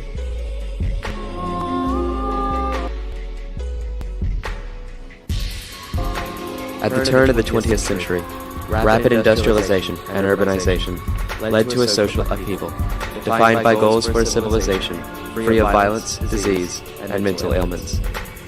However, the means by which this utopian society would be attempted would include some of the most profound ethical violations. The way this utopian society would be attempted. They want to build Atlantis. Press 1. In the history of the United States. President was behind it, liberals were behind it, conservatives were behind it. Even the Catholic Church at one point was behind it. Even the Catholic Church at one point was Intense growth of American industry, agricultural mechanization, and widespread immigration led to the first major migration away from the farms and into the city, which is now expanding faster than adequate housing could be provided. The solution to the modern problems of an industrialized society required increased government involvement in the social sphere, a philosophy known as progressivism. The construct of scientific management offered a methodical means of social engineering. Geneticists of the age could prove, through the use of human pedigrees and their knowledge of plant and animal genetics, that degeneracy was an inheritable trait. It seemed only right that if a society free of all mental and physical ailments, free of violence and crime, illiteracy and foolishness, it seemed only right to end the reproductive capabilities of people expressing these traits. Eugenics was the result of an America unwilling to make social changes, an upper class fearful of its laboring counterparts. Eugenics placed the blame of a social quandary on individual races and classes, and thus freed from culpability the industrial, scientific, and political barons of the time.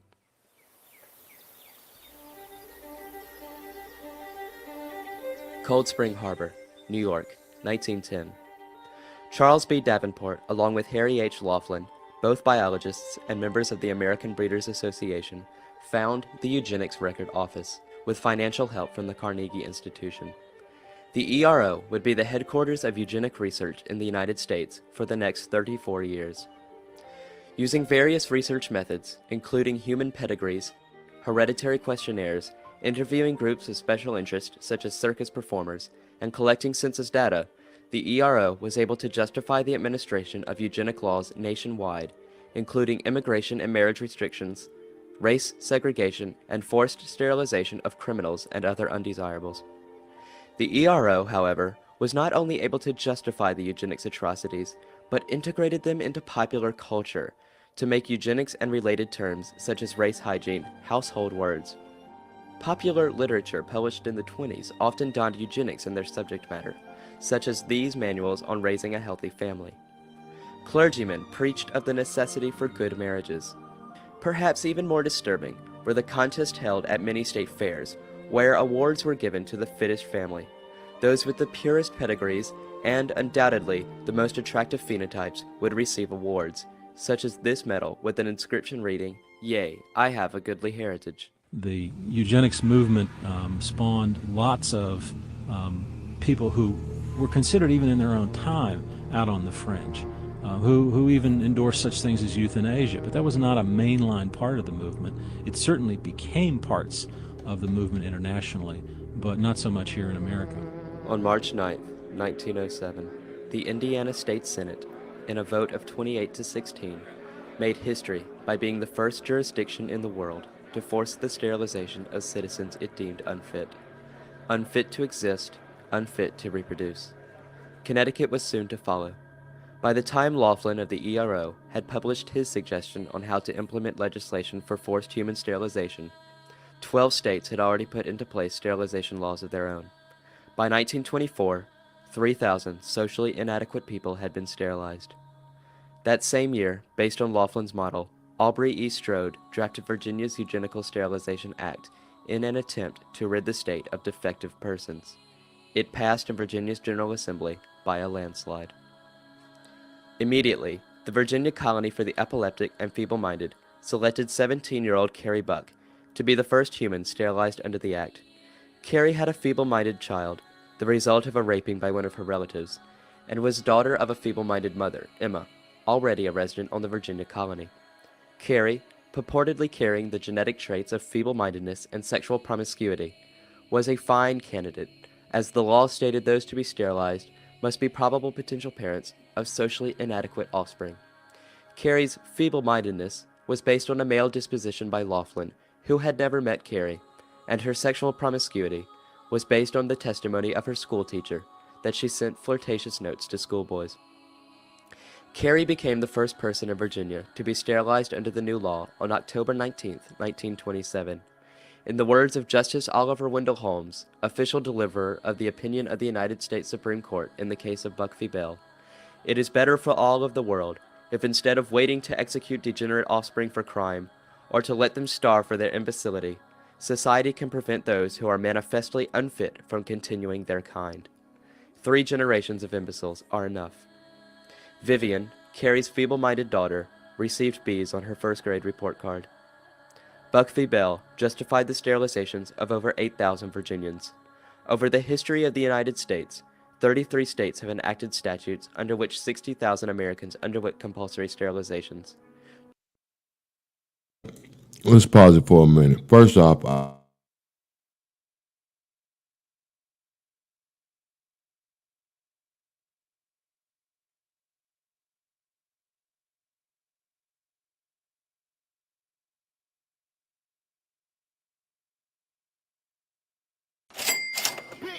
Get up, bitch. Get up. Get up, bitch. Get up, bitch. Get up, bitch. To this day, Buck v. Bell has never been overruled. Nazi Germany. man, could y'all hear me talking? Because I unmuted my mic to talk. But now it's like I ain't talking.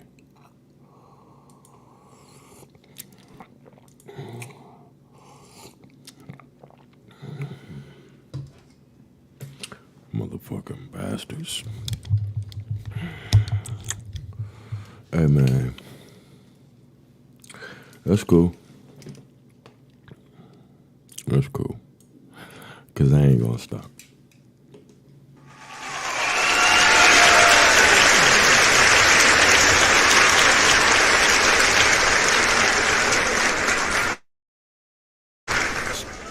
Eugenics for dummies. For these dummies. So, but what I'm going to show you is this whole German shit, all this shit, and really all the things that we've been dealing with. You know me, I'm a hawk, so, you know, I be tripping off with the little Kanye shit, but like, I'm peeping game on some shit, and I just ran through a whole motherfucking, like, let me show you some shit, man. This might go a little longer than I anticipated. I was trying to cut it short. Let me see what I got on the screen.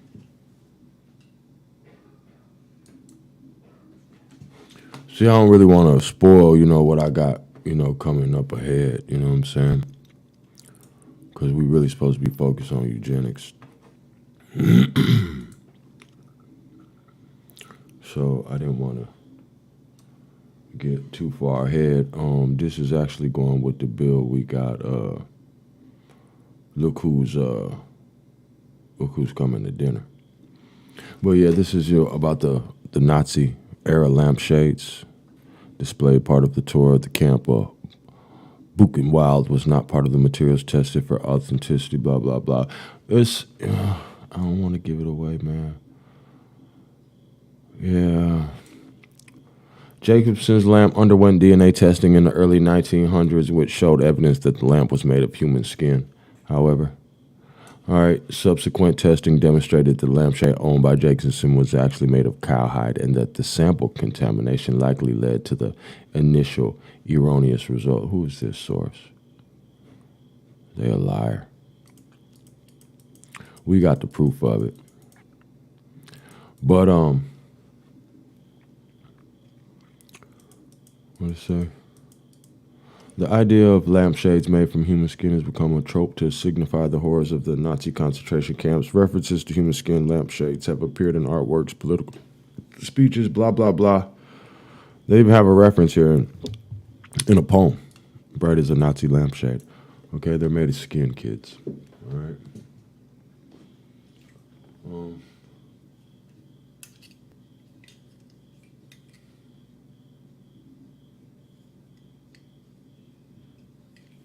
Oh, man, I done found out so much shit.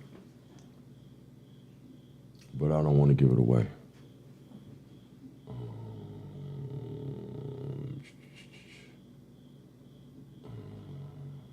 Let's go here.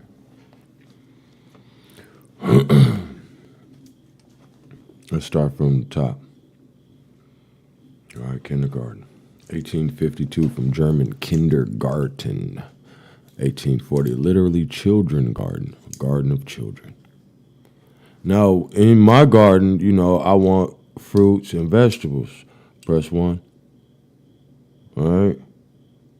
Some strawberries or some shit, you know what I'm saying? Niggas want some shit for their salad, some cucumbers, some tomatoes. Why the fuck would you want a garden with children in it? Press 1. bitch. Get up, bitch. Get up. Get up, bitch. Get up, bitch. Get up.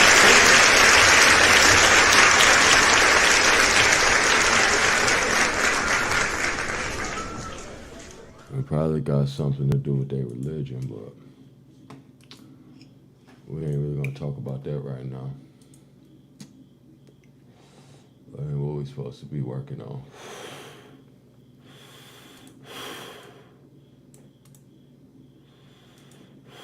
There's a new snitch out here, man. Nigga done snitch. Fuck my channel up, man. So I'm live on my backup channel. So I do need you to share the live stream if you don't mind. That would be real. You know what I'm saying? Real awesome. Let's get back to these jewels.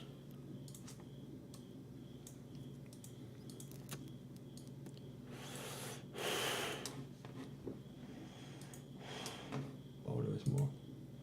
Let's fast forward a bit. Let's slow it down.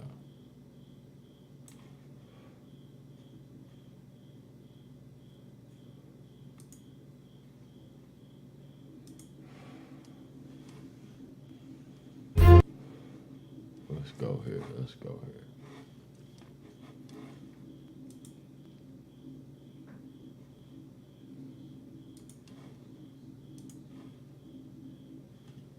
Partly because towards the end of his life, he established something known as an anthropometric lab, which was essentially a lab for measuring people and detailing people's heredity. And it's this legacy that we're investigating in 2 exhibitions at the library and in the Petrie Museum, and a public programme which I've been working on. And Francis Galton is probably one of these massive polymath Victorian scientists. But today he's probably best known for his work on the area of eugenics, a word and term which he in fact coined from 2 Greek words, one for well, you, and one for blood or stock, sheen, or where we get our word genetics from, or gene. Nah, this bitch don't want to say what it is. She said gin. Press 1. All right.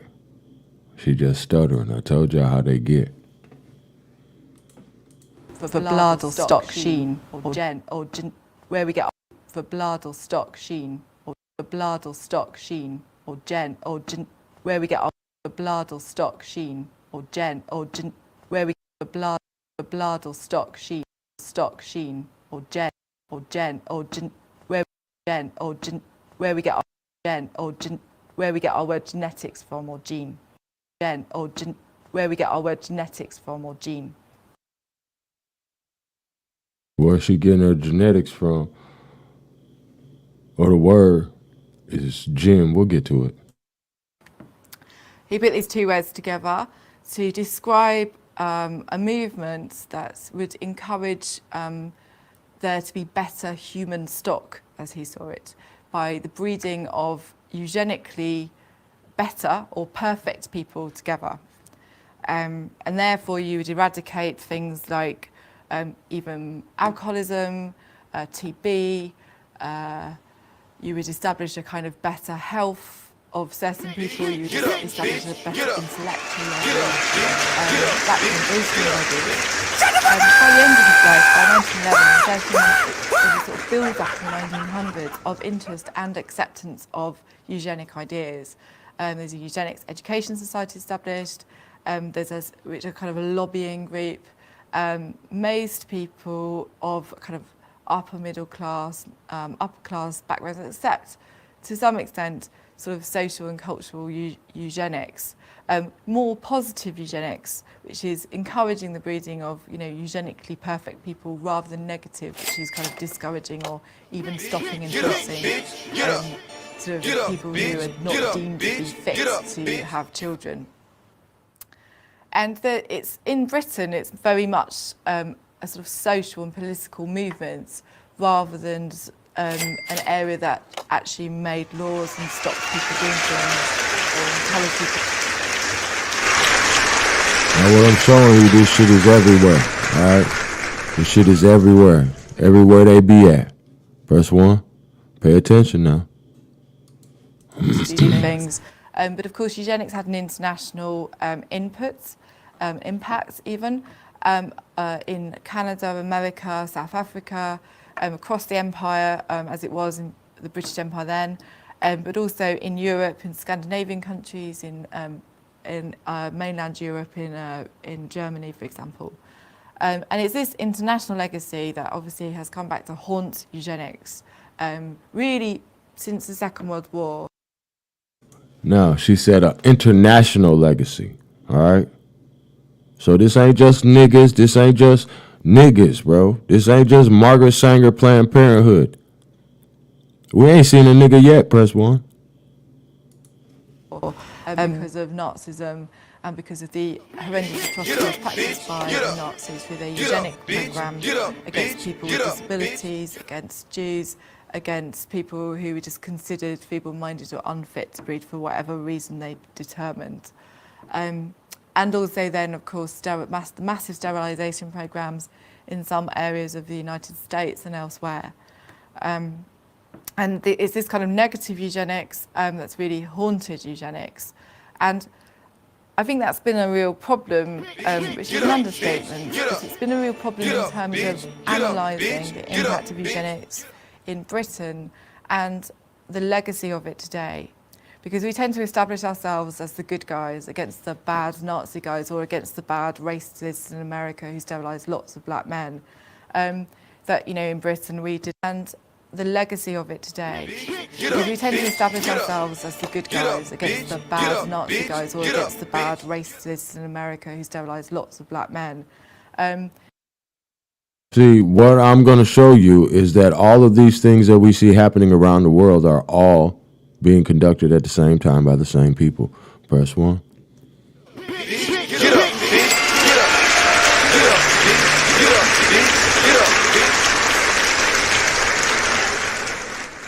I got to take them off of here. That's right. I got to take them off of here. There's only one, and that's me. You understand? For all that fighting, you understand? The sucker think he good. The sucker think he can whoop me.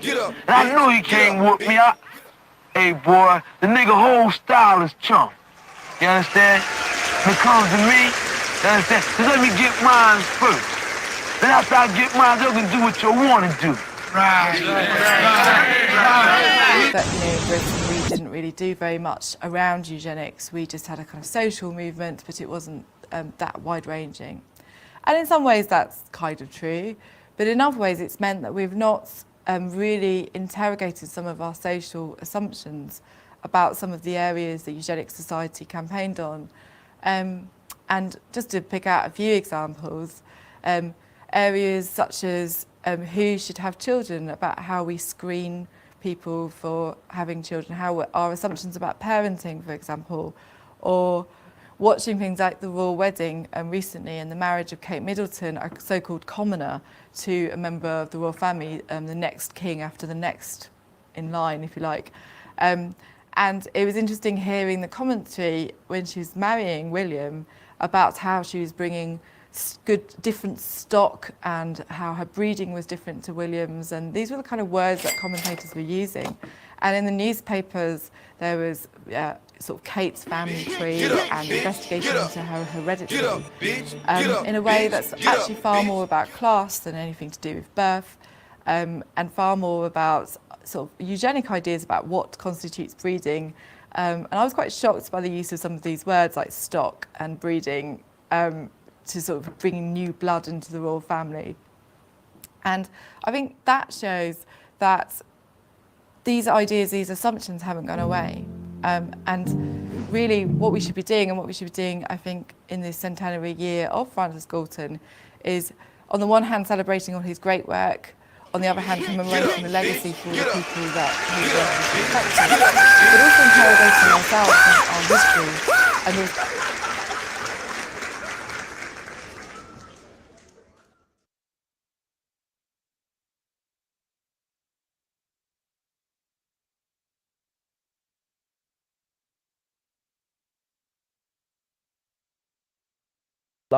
runoff. All the people who are reading Art of the Deal, hoping to find some answer that will satisfy their own desire for success. Are you just a phenomenon? Is it possible for everybody to be what you become? No, it's not, but it's possible for a lot of people to become successful and even very successful. I mean, you have to be given, and this is where luck comes in. You have to be born lucky in the sense that you have to have the right genes to go out, and if it's in my business, if it's making deals, if it's to become Jack Nicklaus or Chris Evans or Everett or Martino, Let me ask you this. have a certain gene. Do you think you would have done this if you'd been born in a ghetto someplace? You'd started out with zip. I would like to think that I would have been successful. I mean, it's better starting out. I had a father who was in the real estate business in Brooklyn and Queens, and I had a little base, and I have a wonderful father, and I learned a lot from him. So I had a certain, I had an advantage. I'd like to think that I would have been successful, whether it was owning a chain of stores or even owning a store or doing something. I think.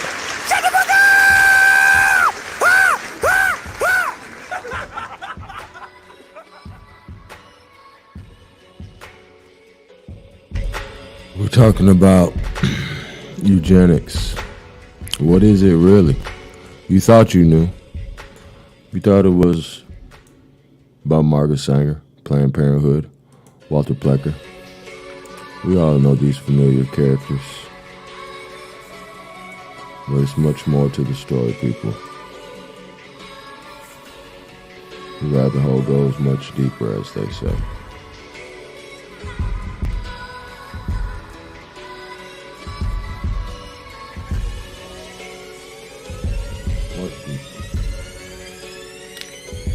Principalities in high places.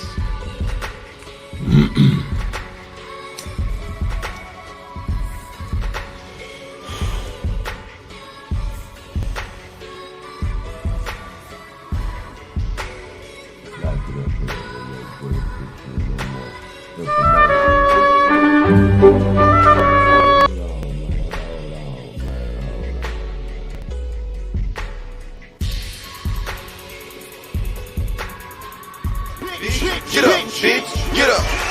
Get up, bitch. Get up, bitch. Get up, bitch.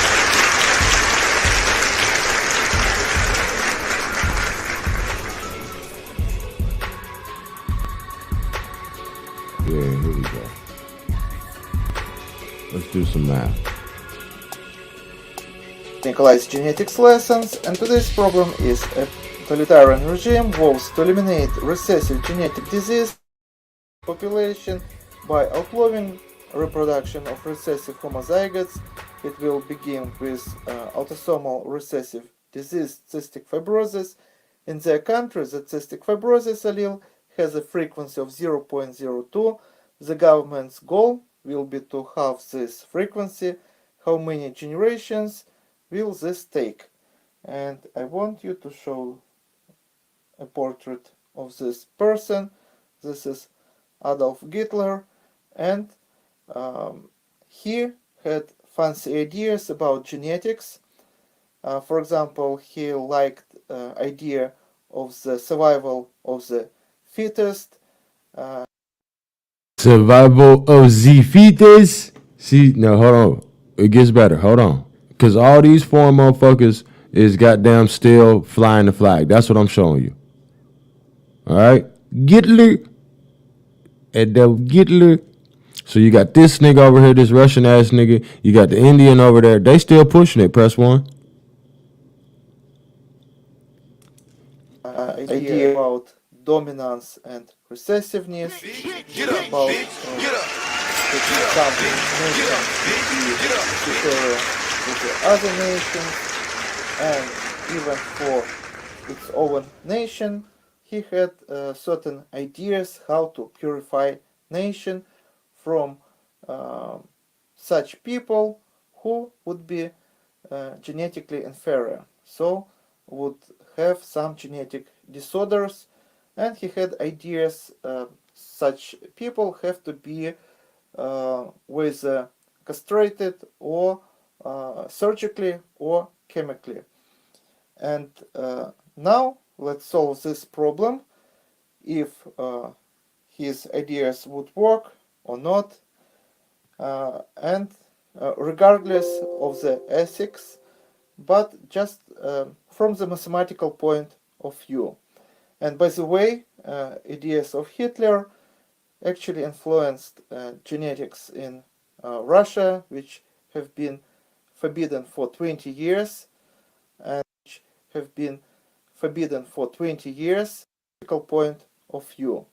And by the way, ideas of Hitler actually influenced genetics in Russia, which have been forbidden for 20 years. And so basically because of the also Hitler's support and view of the genetics in the wrong way. And now recessive allele A and allele. What's this? All right, let's fast forward because y'all bored. Oh, well, he over here doing the math. Press 1. He over here doing the math. Well, you ain't got time to even goddamn listen to this voice of this motherfucker. Press 1. Because he getting on your goddamn nerves.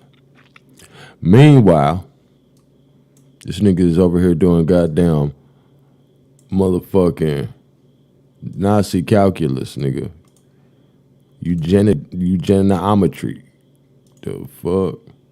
That boy on some other shit. Press 1. I can't make this shit up. That's why you have to see this shit, bro.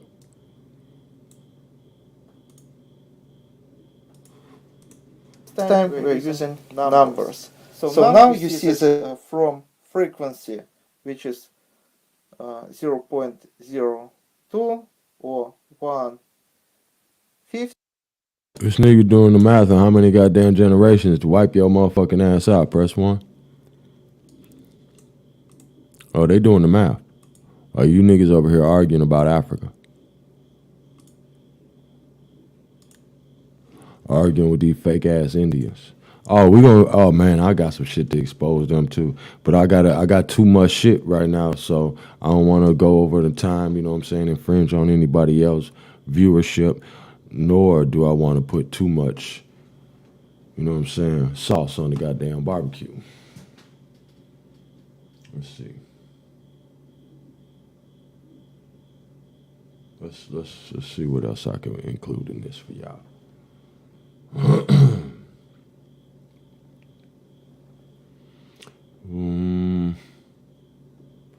Could give you that free book. Think we'll say that. I'm also gonna do. I'm doing a whole build. I'm gonna do a whole build on Lamar Odom. I'm doing a whole build on the goddamn Donda. You know what I'm saying? Because if we talking about Kanye, then you know me, I'm a hawk. So I'm seeing what's going on around you. You know what I'm saying? I ain't just looking at what you saying on the camera. You know what I mean? All right, so let me go and grab this video. I have some very, very awesome stock footage for y'all. Let's see. I said watch that last. Okay.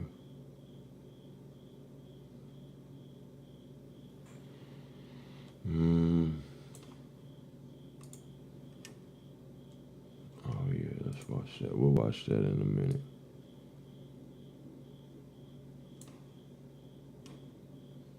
That's separate.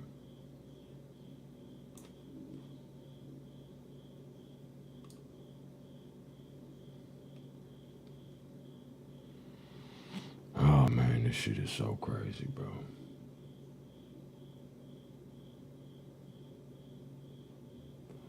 Like, this shit is super sick when you really start studying this shit, bro. Start studying these people.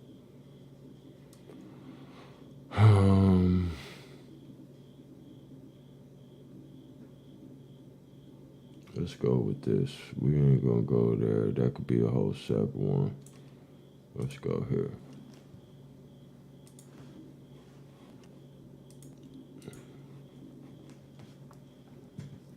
Peace to you guys. If you're just now tuned in, man, share the live stream. Some bitch ass nigga, goddamn, snitched. He ain't even snitched. He just told a lie. You know what I'm saying? Get up, bitch. Get up. Get up, bitch. Get up, live bitch. stream. Get up, bitch. And the nigga goddamn, somebody reported my shit talking about I'm harassing motherfuckers or some old spam ass shit. How the fuck I'm a harass a nigga and I'm goddamn dropping jewels over here? But that's cool. Let's listen to this motherfucker. Yeah. The applause is for yourself. Get up, bitch. Get up, bitch. View was racist and biological, positing that the so-called Aryan race, primarily the North Europeans, was the superior race of human beings to which nearly all positive human development in science, technology, art, architecture, and other fields could be attributed. All other races and peoples, save the Jews, were viewed as occupying rungs below the Aryans in a sort of hierarchy of races. Various West Europeans, such as the French and Italians, were relatively high in the hierarchy, and others, particularly the Slavic peoples, very low. The Aryans in Asia were relatively high in the hierarchy, and others, particularly the Slavic peoples, very low. The Aryans' innate superiority granted them the right and obligation to rule over other races and peoples for the benefit of humankind. The Jews, in complete contrast, were seen as a kind of anti-race, dangerous, inhuman beings in seemingly human form. They were viewed alternatively as microbes and parasites, or as devils, that is, inhuman creatures with superhuman power, a threat to the devils, that is, inhuman creatures with superhuman power, a threat to the very form. They were viewed alternatively as microbes and parasites, or as devils, that is, inhuman creatures with superhuman power, a threat to the very existence of the world, a danger of cosmic proportions. And radical danger required a radical, total, and irreversible solution. But from where did the Nazis derive these ideas? And to what extent were their ideas in sync with the world at the time? We should first note that everything that Hitler and the Nazi believers argued had been said before. The Nazi worldview claimed to be scientific, and indeed it based itself on and drew from various scientific developments in the modern era. Let's take a look at some of the various sources from which the Nazis drew. Christian anti-Judaism. Now you see this motherfucker going, he got the whole eugenics tree up here, but he ain't got eugenics on it. Press 1. The development of new fields of research in social sciences and humanities, particularly philology and anthropology, the development of modern racism, particularly the theory of evolution, genetics and eugenics, and modern anti-Semitism. Development of modern racism, particularly the theory of evolution, genetics and eugenics, and modern anti-Semitism.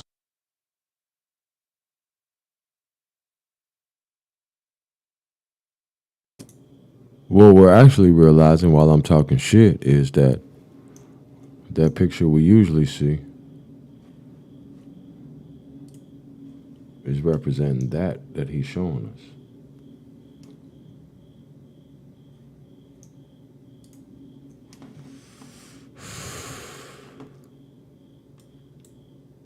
Hold on. Hold on.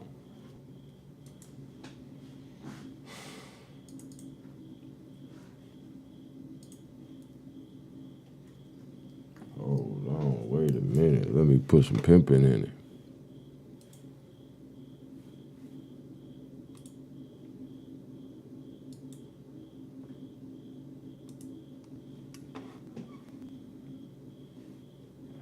Oh yeah, I think we just found some here. Get up, Wake bitch. up. Get up. Get up, bitch. Get up, bitch. Get Wake up, up. bitch.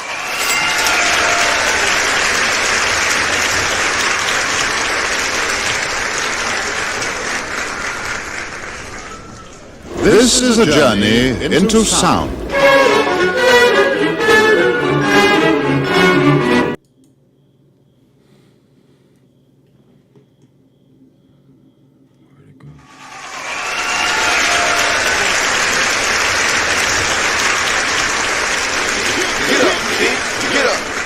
Get up, bitch. Get up, bitch. Get up, bitch. Here we go. All right, let's see.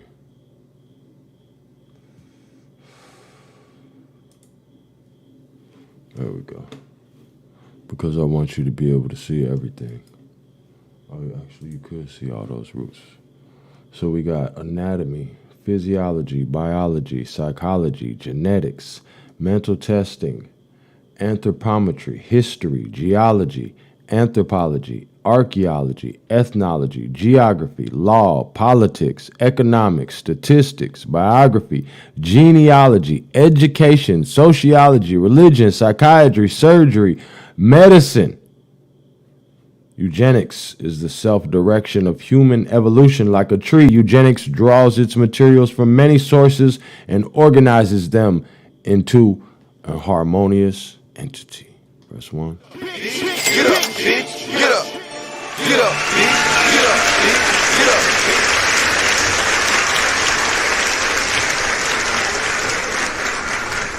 I got to take them off of here. That's right. I gotta take them off of here. There's only one, and that's me. You understand? For all that fighting, you understand? The sucker think he good. The sucker think he can whoop me. And I knew he can't whoop me. Hey, boy, the nigga whole style is chump. You understand? When it comes to me, you understand? So let me get mine first. Then after I get mine, you can do what you want.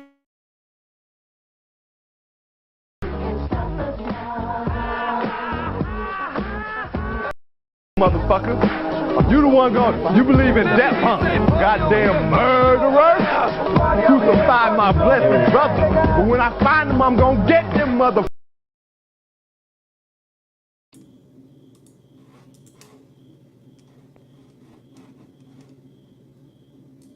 Developments in the modern era. Let's take a look at some of the various sources from which the Nazis drew. Christian anti-Judaism, the development of new fields of research in social sciences and humanities, particularly philology and anthropology, the development of modern racism, particularly the theory of evolution, genetics and eugenics, and the theory of evolution, the development of modern racism, particularly the theory of evolution, genetics and eugenics, and modern anti-Semitism.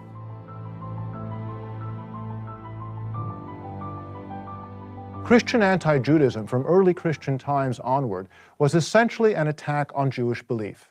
The Jews were accused of deicide, rejecting and then killing the Messiah that God had sent.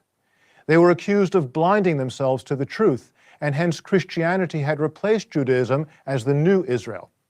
Jews were accused of being in league with the devil and of engaging in evil practices, such as the charge that they kill Christian children to use their blood in rituals, the so-called blood libel.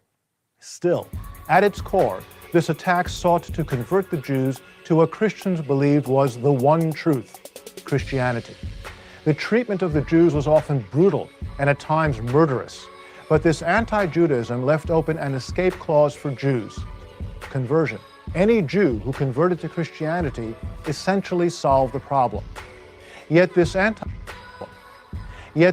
who converted to Christian conversion, any Judaism left open an escape clause for Jews.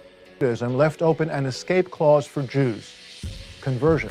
Any Jew who converted to Christianity essentially solved the problem. Yet this anti-Judaism also left an imprint on European society and its view of the Jews. And the Nazis used this imprint to good advantage in gaining tacit or active support in Germany and all of Europe.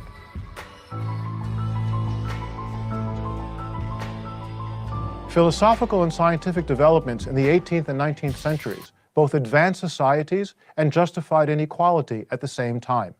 Whereas Christian belief and the new modern secular humanism shared a conviction that all human beings are potentially equal, whether because they are created in God's image or because all are born equal, some scholars in the new fields of philology, anthropology, and biology sought to exploit these sciences in order to demonstrate the supposed inherent inequality of peoples. Many of these scientific pioneers argued that the differences between languages, peoples, and cultures pointed to the superiority of some over others. Charles Darwin's theory of evolution provided these scientists the missing scientific theory that helped explain common origins to seemingly disparate things. Many philologists pointed to the Indo-European languages, a new concept of a language group, as the most developed and superior language family, while many anthropologists pointed to some European cultures as more developed and advanced than other cultures. Their research seemed to provide a scientific underpinning for the racist theories that developed, and Nazi theorists and supporters later seized on these ideas and tried unsuccessfully to provide scientific evidence to support them.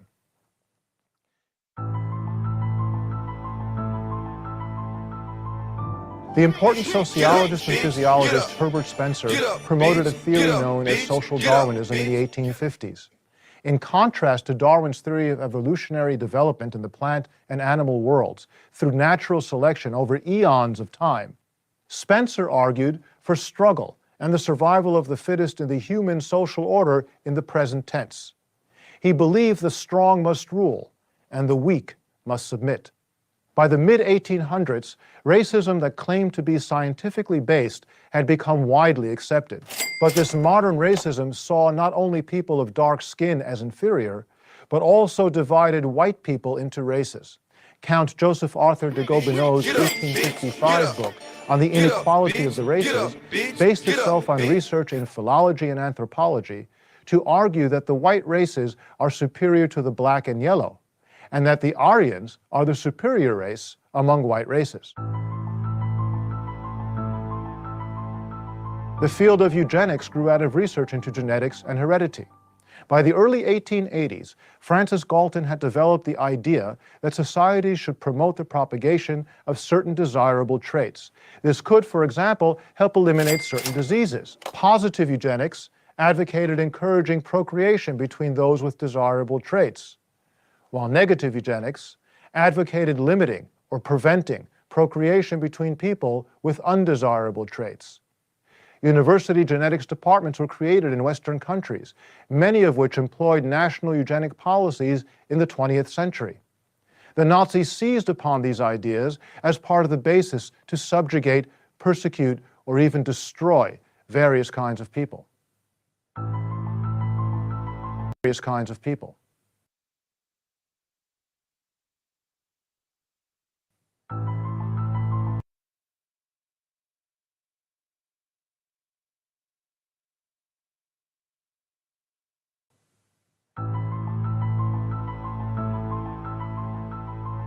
Developments in science and other fields impacted on Europeans' attitudes toward Jews. Jews continued to be generally perceived as strangers in society, bearers of a foreign language, culture, religion, and mores. Modern intellectuals' animus against Jews could no longer be based on religious belief, but rather on science, supposedly. Modern anti-Semitism emerged. Like the new social sciences and political theories, anti-Semitism too claimed to be scientific. Anti-Semitism supposedly harked to science as the basis for its antagonism to Jews. Anti-Semitism, a term coined by Wilhelm Marr in 1879, was ideological, racist, political, and organized. The Jews were now viewed as an evil and destructive race, an evil that was immutable, which meant that the Jews' increasing integration into society should be reversed. The Nazi worldview coalesced in a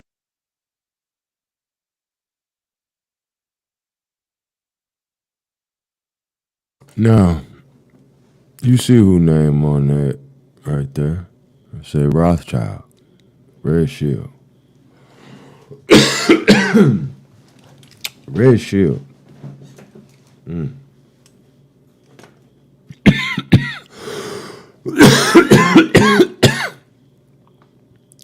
Tribe.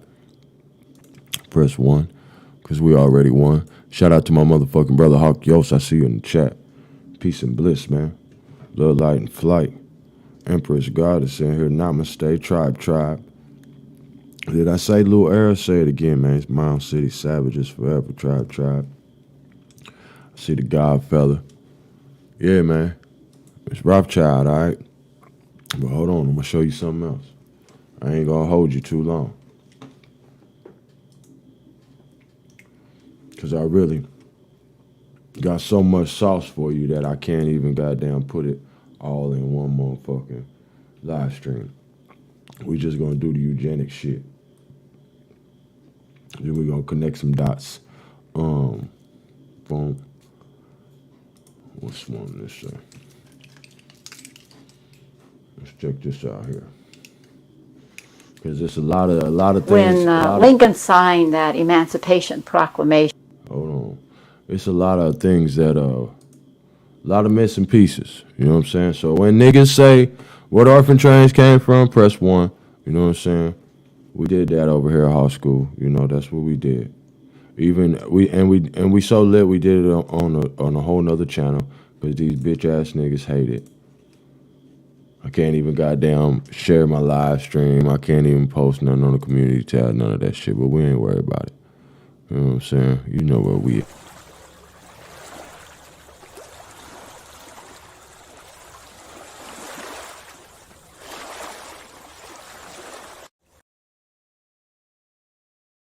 Preaching rapture and disappearing, and it's known as written that the righteous shall inherit the kingdom of God, the earth, and the wicked shall be shaken out.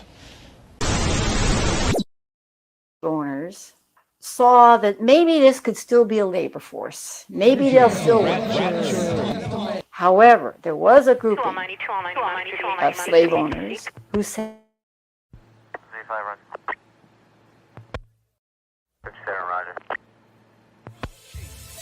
Go to the oppressed. That's right. That's right. That's right. families,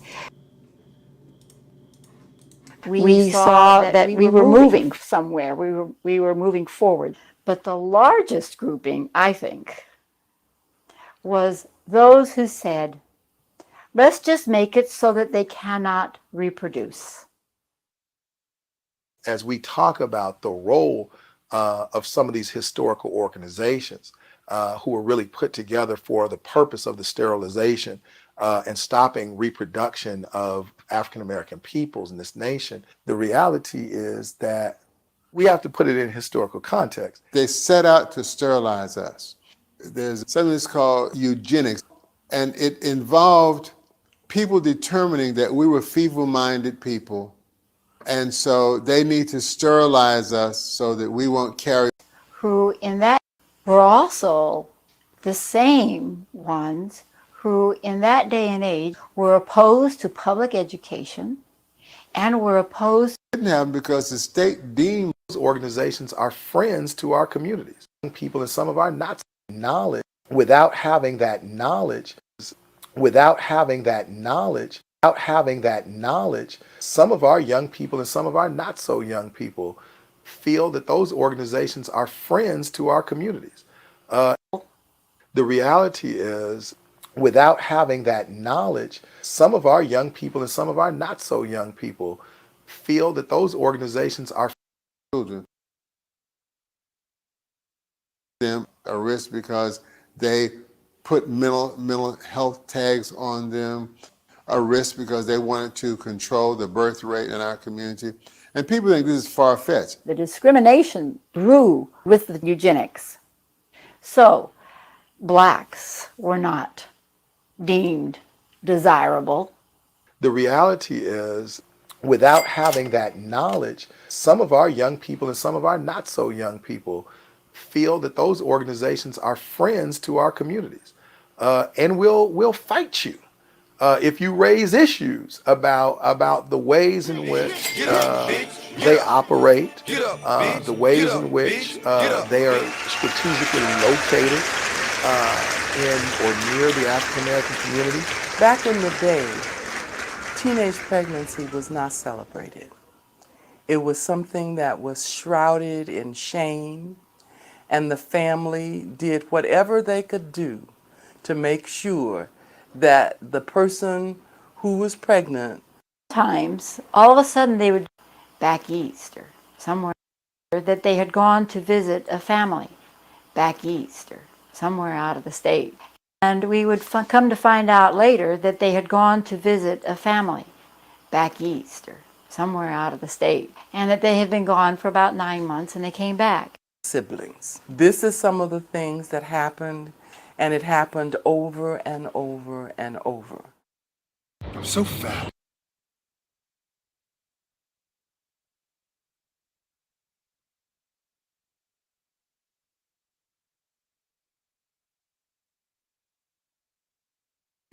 This shit crazy, man.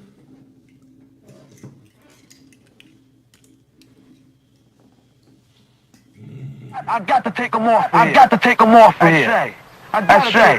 I gotta take them off of here.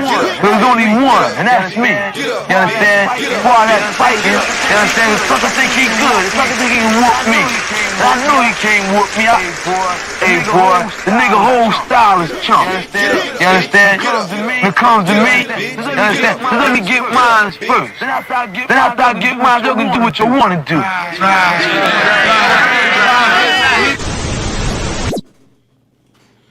I got something real special for y'all here, man. It's the grand finale. I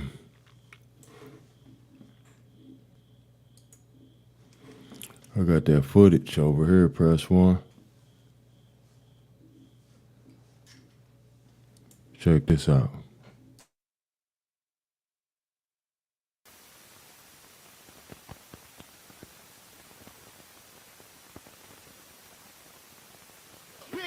Get up, bitch. Get up. Get up, bitch. Get up, bitch. Get up, bitch. Wait for it.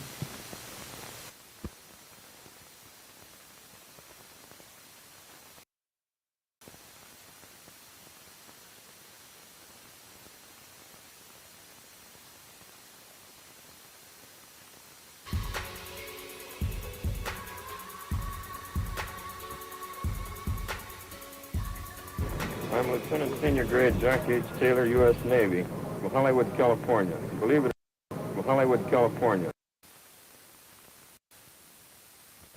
I'm Lieutenant Senior Grade Jack H. Taylor, U.S. Navy, from Hollywood, California. From Hollywood, California. From Hollywood, California. Believe it or not, Senior Grade Jack H. Taylor, U.S. Navy, from Hollywood, California. Believe it or not, this is the first time I've ever been in the movies. I've been working overseas in occupied countries in the Balkans for 18 months. In October 44, Get up, bitch. Get up. Get up, bitch. Get up, bitch. Get up, bitch.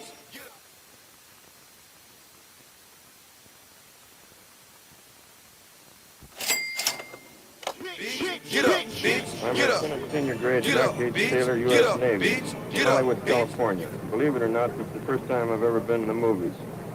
I've been working overseas in occupied Balkans for 18 Taylor, U.S. Navy, Hollywood, California. Senior Grade Jack H. Taylor, U.S. Navy, Hollywood, California. The movies. Hollywood, California. Hollywood, California. Believe it or not, this is the first time I've ever been in the movies. Occupied countries, the movies. Season. I'm Lieutenant Senior Grade Jack H. Taylor, U.S. Navy, Hollywood, California. Believe it or not, this is the first time I've ever been in the movies. I've been working overseas in occupied countries in the Balkans for 18 months.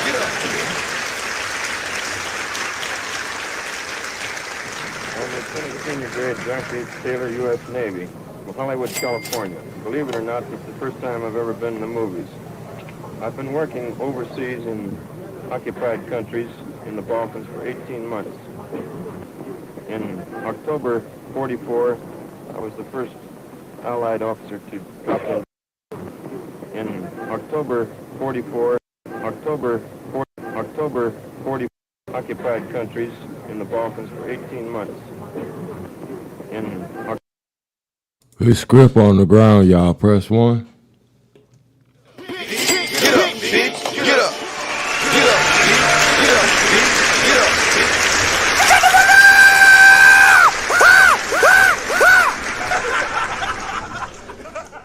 I'm Lieutenant Senior Grade Jack H. Taylor, U.S. Navy, Hollywood, California. Believe it or not, this is Watch his eyes. He's going to look at the ground and read his script.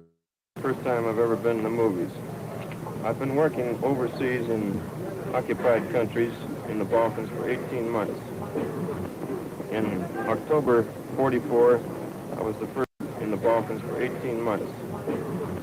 In October in the Balkans for 18 months. In October 44, I was the first Allied officer to drop into Austria. I was captured December 1st, October 44.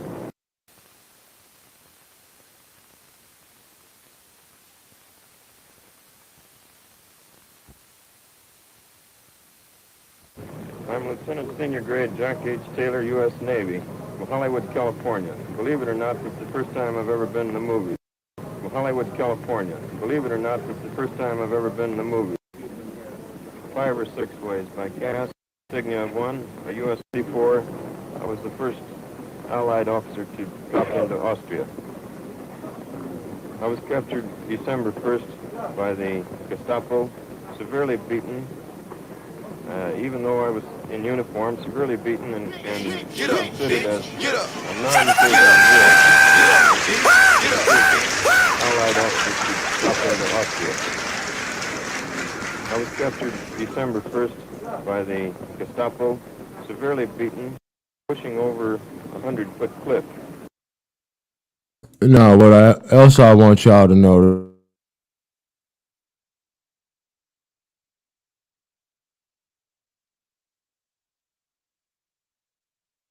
Get up, bitch. Get up. Get up, bitch. Get up, bitch. Get up, bitch. Get up, bitch. I got to take them off of here. That's right. I got to take them off of here. There's only one, and that's me. You understand? For all that fighting, you understand? The sucker think he good. The sucker think he can whoop me. And I know he can't whoop me. Hey, boy, the nigga whole style is chump. You understand? When it comes to me, you understand? So let me get mine first. Then after I get mine, you can do what you want to do.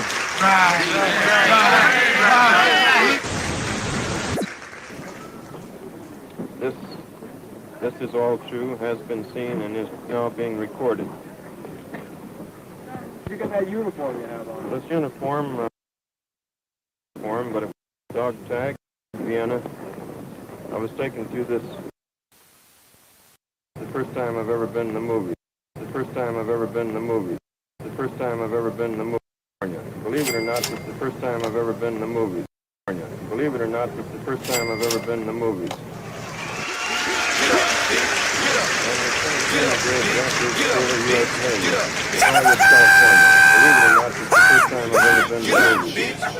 I've been working with overseas Taylor, U.S. Navy, Hollywood, California. Believe it or not, it's the first time I've ever been in the movies. I've been working overseas in occupied countries. Senior grade Jack H. Taylor, U.S. Navy, Hollywood, California. Believe it or not, it's the first time I've ever been in the movies. I've been working overseas in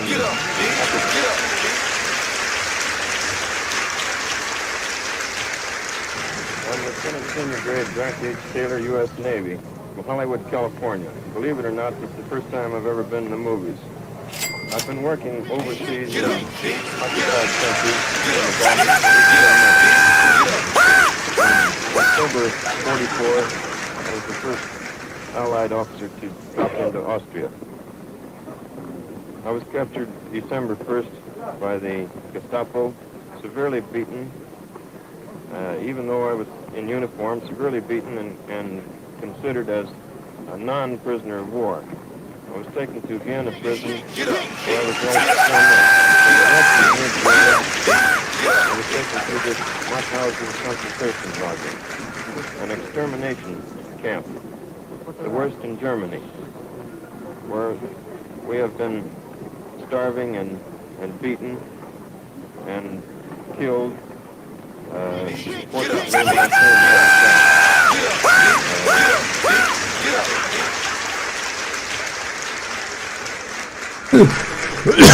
This stupid motherfucker just said he been killed. Press 1. Nigga, you right here. The worst in Germany.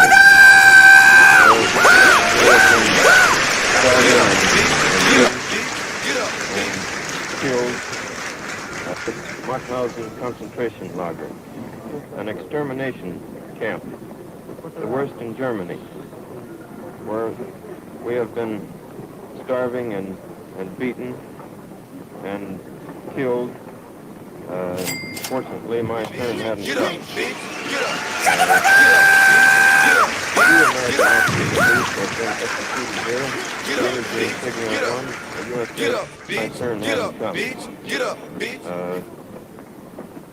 Two American officers at least have been executed here. Here is the insignia of one, a U.S. naval officer, and here is his dog tag. Here is the Army officer. Get up, bitch! Get up! Fortunately, my turn hadn't come. Two American officers at least have been executed here. Here is the insignia of one, a U.S. naval officer, and here is his dog tag. Here is the Army officer, executed by gas in this locker. There were How many ways did they execute them here? 5 or 6 ways: by gas, by shooting, by beating. That is, beating with clubs. Get up, bitch!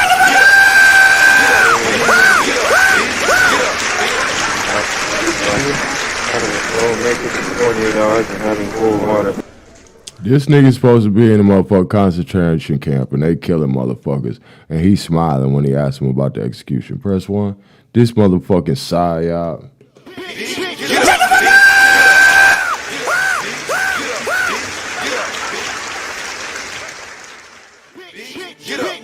I got to take them off of here. That's right. I got to take them off of here. There's only one, and that's me. You understand? For all that fighting, you understand? The sucker think he good. The sucker think he can whoop me. And I know he can't whoop me. Hey, boy, the nigga whole style is chunk. You understand? When it comes to me, you understand? Just let me get mine first. Then after I get mine, you can do what you want to do.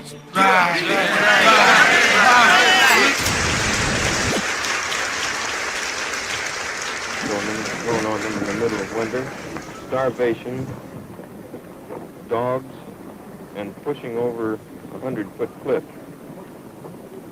This is all true, has been seen, and is now being recorded. 100-foot cliff. This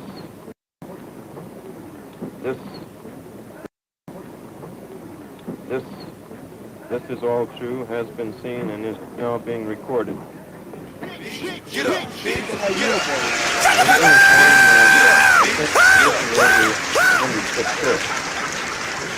Get up, bitch! Get up! This is all true, has been seen, and is now being recorded. Look at that uniform you have on. This uniform, I came here in uniform, but it was taken away from me. I'm Lieutenant Senior Grade Jack H. Taylor, U.S. Navy, from Hollywood, California. Believe it or not, this is the first time I've ever been to the movies. Get up! I've been working overseas in occupied countries, in the Baltic, Eugenics.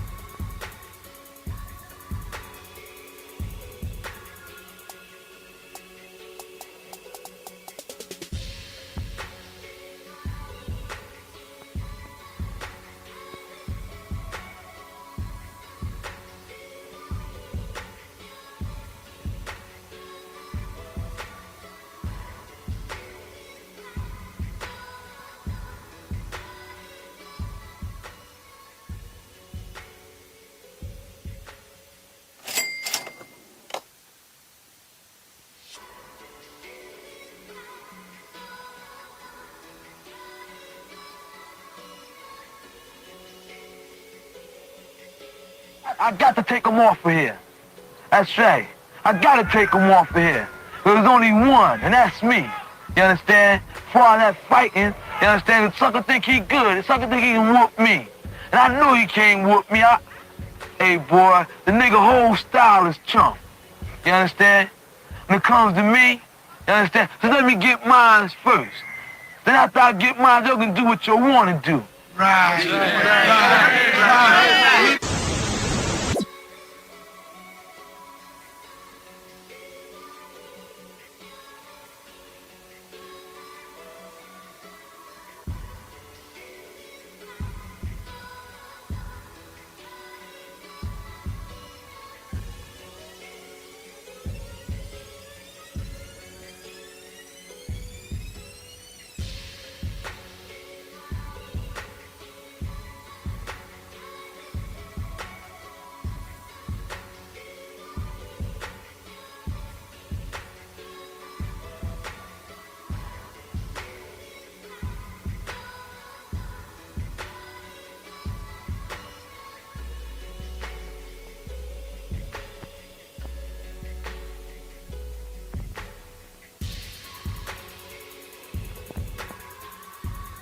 Pictorial evidence of the almost unprecedented crimes perpetrated by the Nazis at the Buchenwald concentration camp.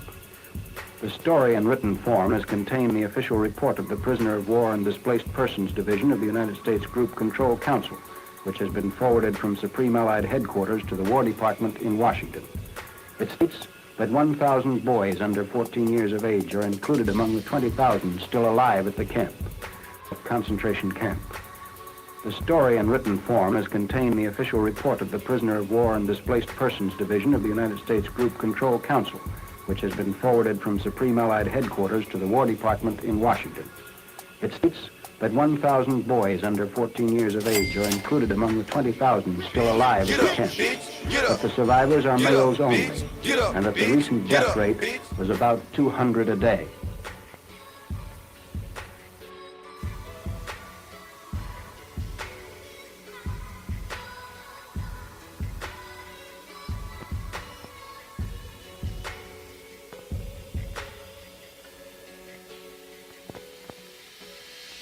Pictorial evidence of the almost unprecedented crimes perpetrated by the Nazis at the Buchenwald concentration camp.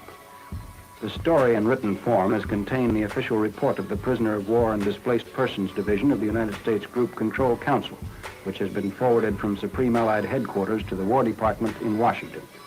It states that 1,000 boys under 14 years of age are included among the 20,000 still alive at the camp, but the survivors are males only, and that the recent death rate was about 200 a day.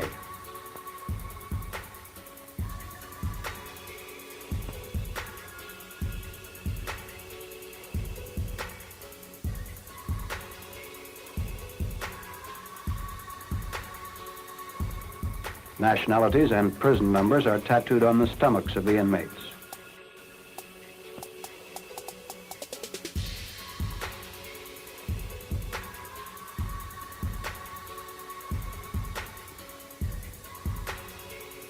Nationalities and prison numbers are tattooed on the stomachs of the inmates. Get up, bitch. Get up. Get up, bitch. Get up, bitch. Get up, bitch.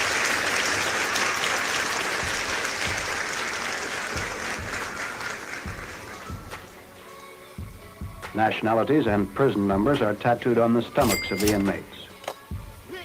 Get up, bitch. Get up. Get up, bitch. Get up, bitch. Get up, bitch. Now, if these people are all of one nationality, why do they have to tattoo nationalities on them? Press 1. Get up, bitch. Get up. Get up, bitch. Get up, bitch. Get up. Nationalities and prison numbers are tattooed on the stomachs of the inmates. I got to take them off of here. Prison numbers That's are right. tattooed on the I got to take them off of here.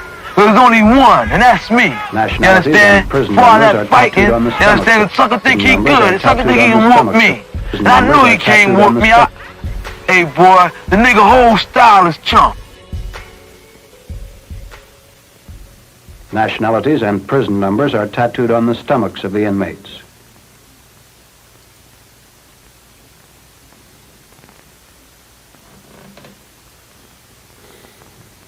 The report lists the surviving inmates as representing every European nationality.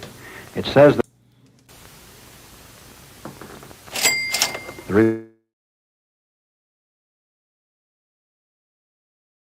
the camp was founded. Get up, bitch. Get up. Get up, bitch. Get up, bitch. Get up, bitch.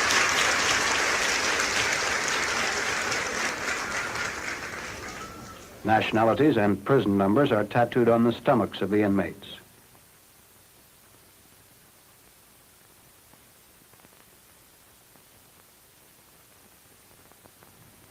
The report lists the surviving inmates as representing every European nationality. It says the lists the surviving inmates as representing every European nationality. Lists the surviving inmates as representing every European nationality. Lists the surviving inmates as representing every European nationality. Lists the surviving inmates as representing every European nationality. Every European nationality. Every European nationality. Every European nationality. Every European nationality. Every European nationality. It says the camp was founded when the Nazi Party first came into power in 1933 and has been in continuous operation ever since, although its largest populations date from the beginning of the present war. One estimate of inmates is representing every European nationality. It says the camp was... The report lists the surviving inmates as representing every European nationality. The report lists the surviving inmates as representing every European nationality. The report lists the surviving inmates as representing every European nationality. The report lists the surviving inmates as representing every European nationality. It says the camp was founded.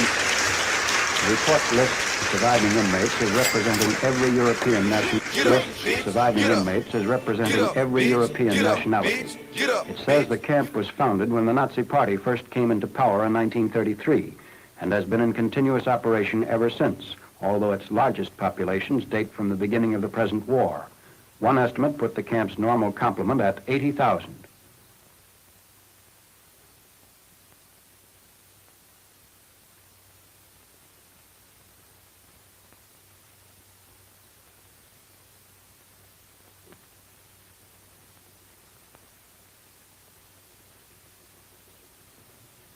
In the official report, the Buchenwald camp is termed an extermination factory.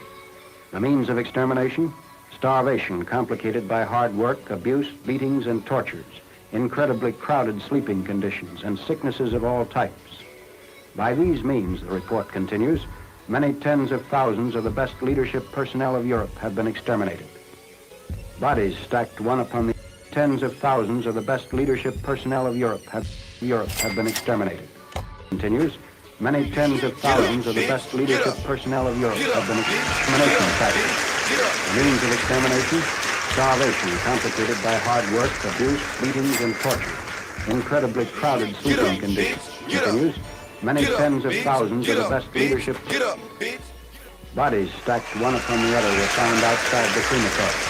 The Nazis maintained medical scientists came to bodies stacked one upon the other were found. Complicated by hard work, abuse, Europe have been exterminated. Sleeping conditions and sicknesses of tens of thousands of the best leadership personnel of Europe have been exterminated. Tens of thousands of the best leadership personnel of Europe. Tens of thousands of the best leadership personnel of Europe have been exterminated. Tens of thousands of the best leadership personnel of Europe have been exterminated. Sicknesses of all types. By these means, the report continues, many tens of thousands of the best leadership personnel of Europe have been exterminated. Bodies stacked one upon the other were found outside the crematory. The Nazis maintained a building at the camp for medical experiments and vivisections with prisoners as guinea pigs. Medical scientists came from Berlin periodically to reinforce the experimental staff. Medical experiments and vivisections with prisoners as guinea pigs at the crematory. The Nazis maintained a building at the camp for medical experiments and vivisections with prisoners as guinea pigs. The building at the camp for medical experiments and vivisections. The building at the camp for medical experiments and vivisections with prisoners as guinea pigs. Medical scientists came from Berlin periodically to reinforce the experimental staff. In particular, new toxins and antitoxins were tried out on prisoners. Few who entered the experimental buildings ever emerged alive.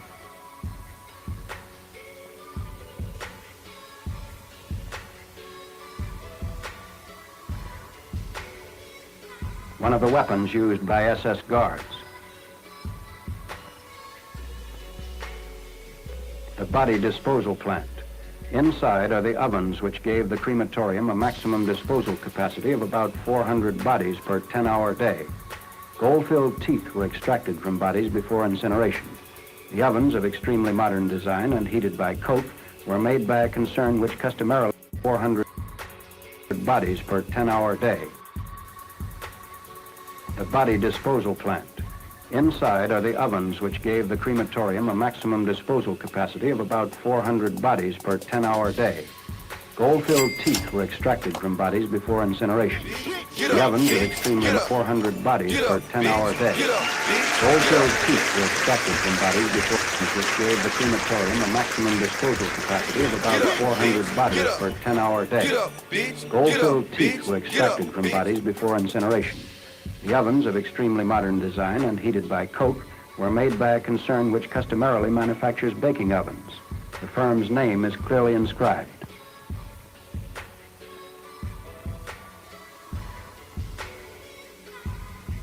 All bodies were finally reduced to bone ash.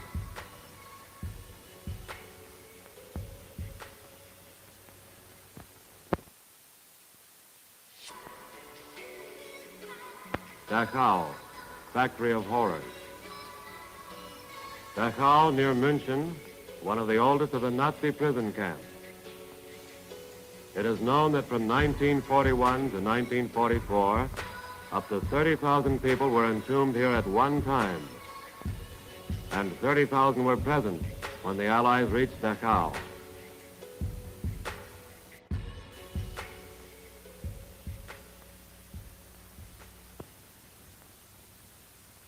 This is the Brausbad, the shower bath.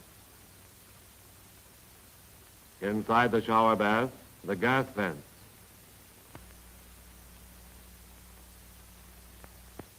On the ceiling, the dummy shower heads. In the engineer's room, the intake and outlet pipes. Push buttons to control inflow and outtake of gas. A hand valve to regulate pressure.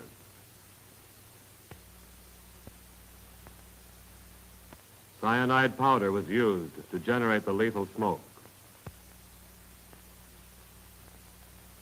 From the gas chamber, the bodies were removed to the crematory. This is the doctor in charge of the female section of the concentration camp, Bergen-Belsen. Doctors, ministers, nurses, cremators. Does that sound familiar? Press 1. Get up, bitch, get up. I wasn't talking about you doing it. They was doing it to themselves. Press 1. Get up, bitch, get up. Get up, bitch, get up, bitch, get up. I got to take them off of here. That's right. I gotta take them off of here. There's only one, and that's me. You understand?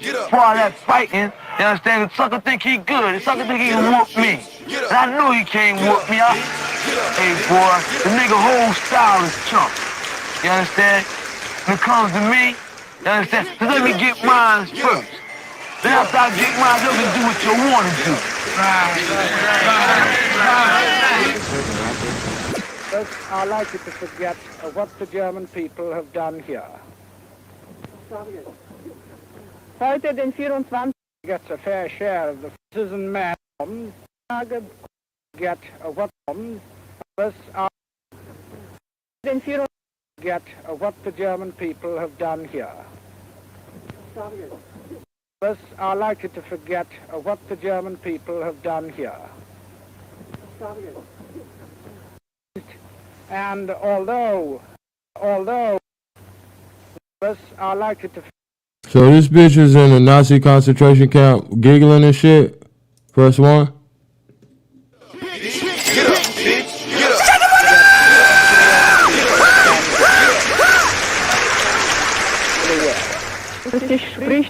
up. Citizen man in regard to what the German people have done.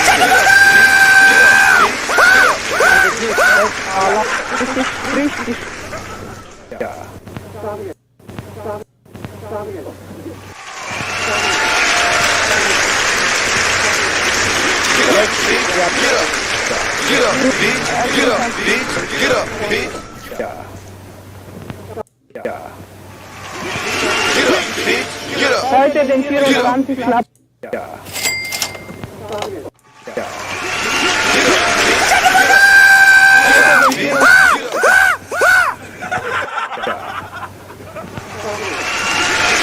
Heute den 24. April 1945 it has to be performed, and none of us are likely to forget what the German people have done here. Heute, den 24. April 1945, spricht die Chefärztin vom Frauenlager, Konzentrationslager Speech of the woman doctor at concentration camp, Bergen-Belsen. Heute, den 24. April 1945, spricht die Chefärztin vom Frauenlager, Konzentrationslager Speech of the woman doctor at concentration camp, Bergen-Belsen. 24th of April, 1945. Den 24. April 1945 spricht die Chefärztin vom Frauenlager, Konzentrationslager Speech of the woman doctor at concentration camp, Bergen-Belsen. 24th of April, 1945. This is the doctor. Hey, yo, so you see this bitch back here in the right corner? She can't even barely keep her motherfucking face straight through the whole shit.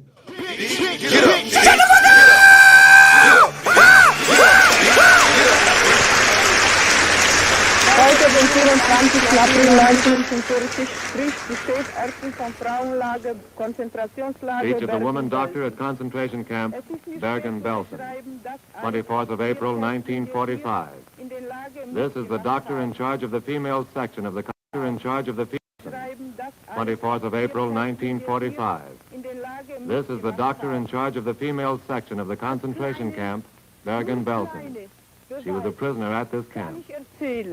Dass man hat uns Häftlinge in einen schmutzigen, verlausten Lager auf die Erde geschmissen, Tausende auf eine nur Erde, ohne Decken, ohne She Stube, says, ohne Betten. there were no covers, straw stacks, or beds of any kind. Persons had to lie directly on the ground. They were given 1/12 of a loaf of bread and some watery soup daily. Daily. Bevor die britische Armee gekommen ist, No medicines were available. The prisoners had time to flee. 20 cubic centimeters of benzene. so dass nach paar Minuten ist der Mensch gestorben. Auf solche Weise hat man auf uns experimentiert. Man hat Frauen genommen, junge, 19-jährige, schöne Frauen, so dass nach paar Minuten ist der Mensch gestorben. Auf solche Weise hat und war denen. She concludes by saying that sterilizations and other gynecological experiments were performed on 19-year-old girls. Dass endlich der Tag gekommen ist und uns frei gemacht.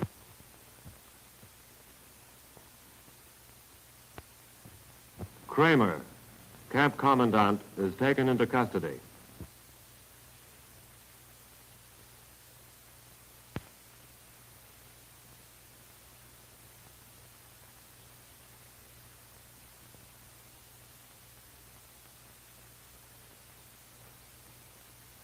Such was the speed of the Allied advance that the guards were taken before they had time to flee.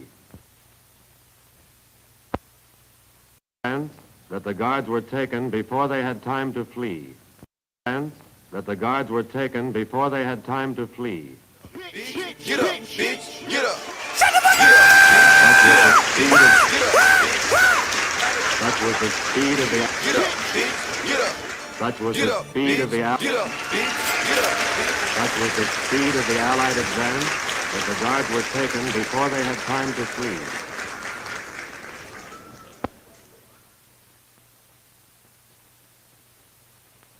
Inside Belsen, the same story: starvation and sickness.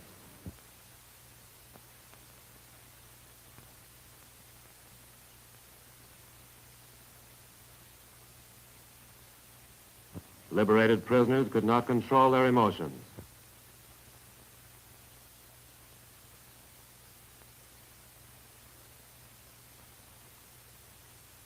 Despite German attempts to cover up, we found these in the open fields.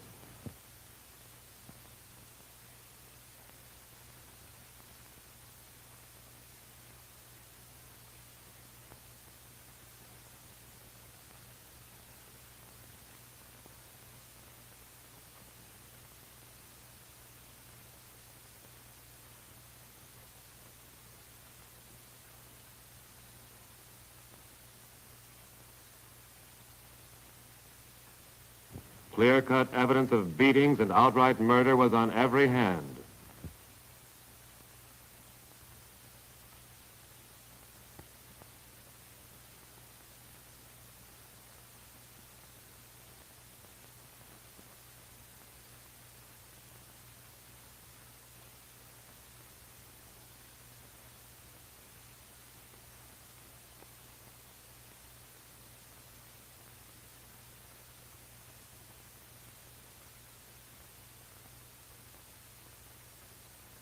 Nameless victims were numbered for records which the Germans destroyed.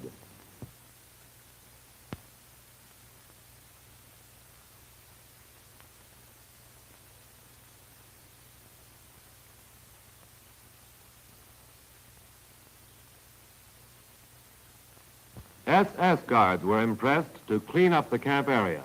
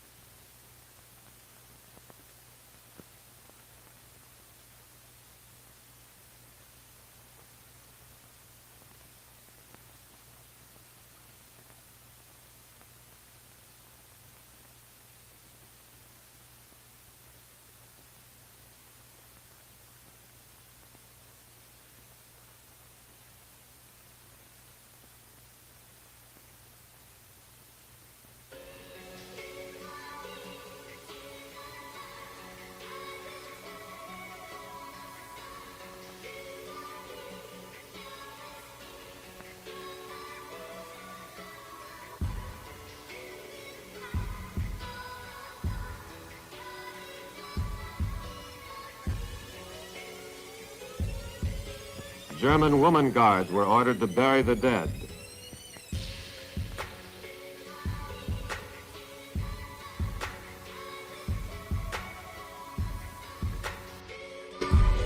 Now, as far as them being Jews, them just a whole bunch of everybody in that motherfucker. Cause they running their eugenics play. And they shipping everybody over there. And they ain't gonna keep nobody but the kids that they think is the fittest. Press 1. And that's the kids that come over here on the orphan train.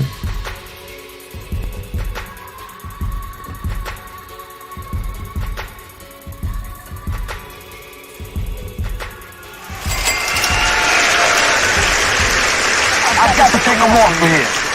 That's right. I got to take them off of here. There's only one, and that's me. You understand?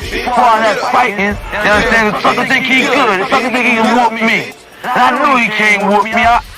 Hey, boy, the nigga whole style is chump. You understand? When it comes to me, you understand? So let me get mine first. Then after I get mine, you can do what you want to do. Get up, bitch. Get up, bitch. Get up, bitch.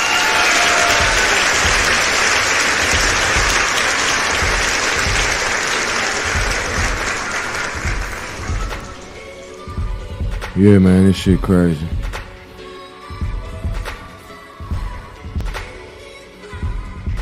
I think I got something else for you, though. And then we're gonna get out of here. Damn, we already at 3 hours.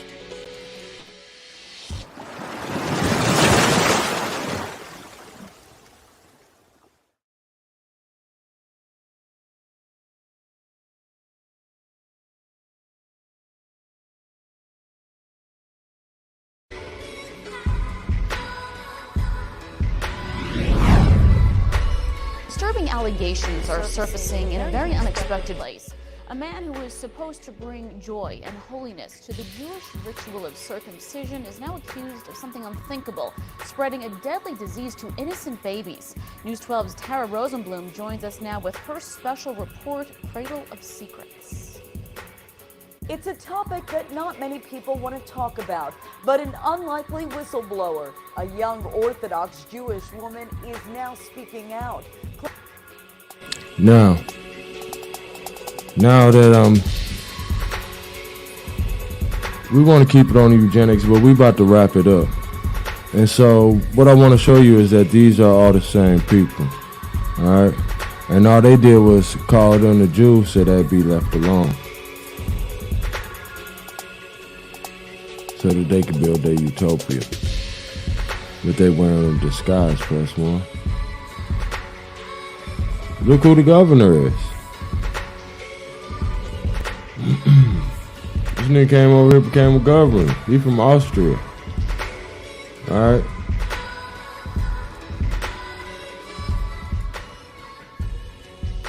He from Austria. Hold on. Man, this shit is just mind-blowing. And then I just be on some high shit and I just get to going and going. That's how I be finding shit and studying shit, you know what I'm saying? And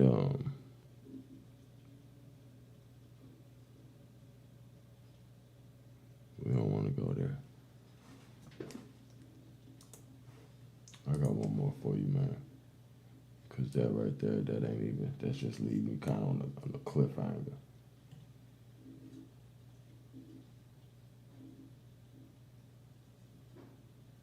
Man, I got some fire shit lined up for about Kanye's mother. You know what I'm saying? We're gonna do the knowledge on that. Like I say, we're gonna do the knowledge on the Lamar Odom nigga. There's a lot of real wicked shit going on, you know what I'm saying? A lot of wicked shit going on. A lot of wicked shit.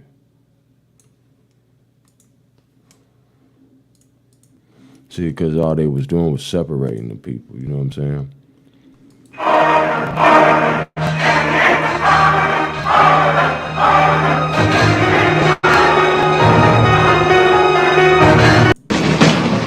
The Hitler Youth Movement. I've got to take them off of here. The Hitler Youth Movement taught German children how to be good There's only Nazis. one, and that's me. You understand? Its principal aim was to turn boys into tough and obedient fighters. Boys who could then wage Hitler's war across Europe. The nigga whole style is chump. You understand? But girls also had a place in the Hitler Youth, designed exclusively for them. Personality.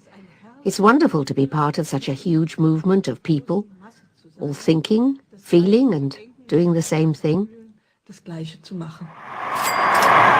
The biggest draw was Hitler himself. For millions of teenage girls, he wasn't just a politician, he was a pin-up. Hitler looked into my eyes and patted my cheek. It was an incredible experience for me. I thought it was great, and I didn't want to watch. My mother said, "You're crazy." And so I was. Girls would be used to breed a new generation of Nazis. The BDM ensured that they were well versed in their duty to breed a new generation of Nazis. Girls would be used to breed a new generation of Nazis. The BDM ensured that they were well versed in their duties. We need mothers who understand their role in life. They should follow the beat of their light hearts, be proud to call themselves German, and carry out their duties with joy and conviction.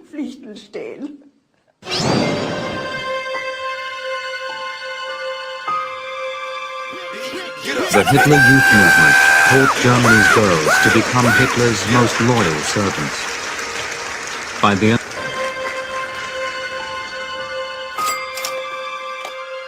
the Hitler Youth Movement taught Germany's girls to become Hitler's most loyal servants.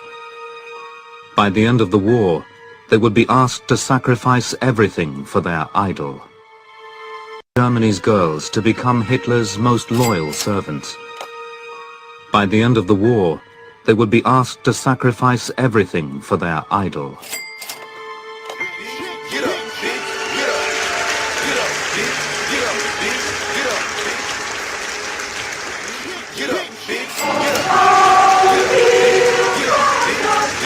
Girls a sense of community. All young Germans together. In a big house or a tenement flat, whether you were Protestant or Catholic. We were all young Germans in a big house. It didn't matter whether you lived in a big house or a tenement flat, whether you were Protestant or Catholic. We were all young Germans together. Girls could join the BDM at 14. Together. House or a tenement flat, whether you were Protestant or Catholic. We were all young Germans together. Girls could join the BDM at 14, or its junior section, the Jungmädel, at 10. Wenn Sie ein Schulkind sind, ist es für ein 10-jähriges oder 12. If you're a school child aged 10 or 12, it's a wonderful feeling to go to the headmaster and say, "Heil Hitler, Mr. Meyer, Müller or Schmidt. I can't come to school for this lesson. I'm on duty." In die Schule kommen, ich habe Dienst. Girls were encouraged to join the movement as a way to serve their country.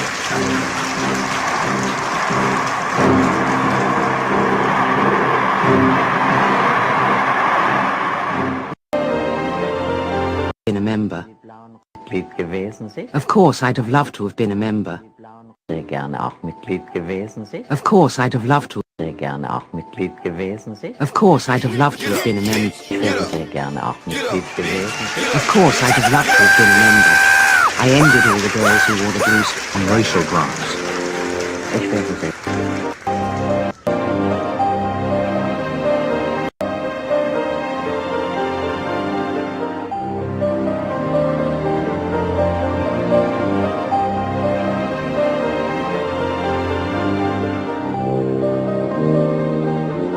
The BDM excluded Jewish girls on racial grounds. Of course, I'd have loved to have been a member. I envied all the girls who wore the blue skirt and white blouse, though it was hard for me. Later, I realized I was Jewish and it wasn't for me. BDM meetings were used to teach girls about Nazi ideology. BDM meetings were used... See, she a German too, but she just can't be included in they new Atlantis. Press 1. To teach girls about Nazi ideology. Race had room to flourish. Ground certainly wasn't clear to me at the time. The whole of the political background certainly wasn't clear to me at the time. I was simply working to pass on what I could. It wasn't clear to me at the time. And if we die, words the fanfares blare.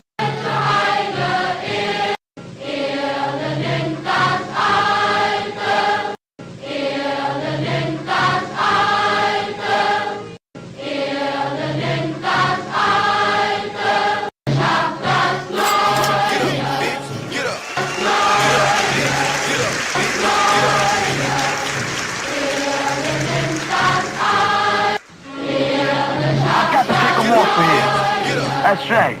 I gotta take him off of here. There's only one, and that's me. You understand? For all that fighting, you understand? The sucker think he good. The sucker think he can whoop me. And I know he can't whoop me. Hey, boy, the nigga whole style is chunk.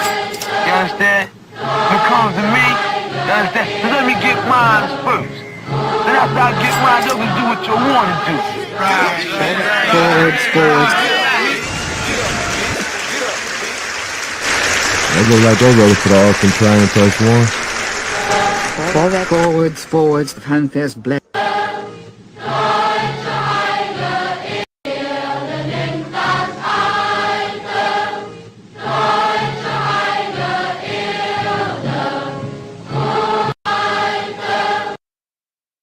Hey, they had the whole child army. See, this the same thing they was doing in the old days. But y'all didn't know it was going down like this, press 1.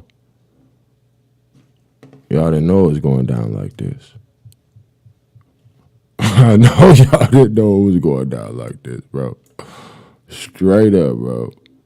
What the fuck? Preaching rapture and disappearing, and it's known as written that the righteous shall inherit the kingdom of God, the earth, and the wicked shall be shaken out. So we have style, we got flavor, we got rhythm. I mean, the black man in America is the most copied man on this planet, bar none. Everybody want to be a nigga, but nobody want to be a nigga. How about that question?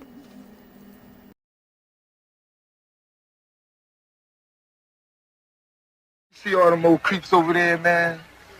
And you know they ain't cool with us, man. You know they gonna want some static, man. Hell yeah. I mean, like, what do y'all want to do with these motherfuckers, man? You know, it's up to everybody what we gonna do. Hell yeah.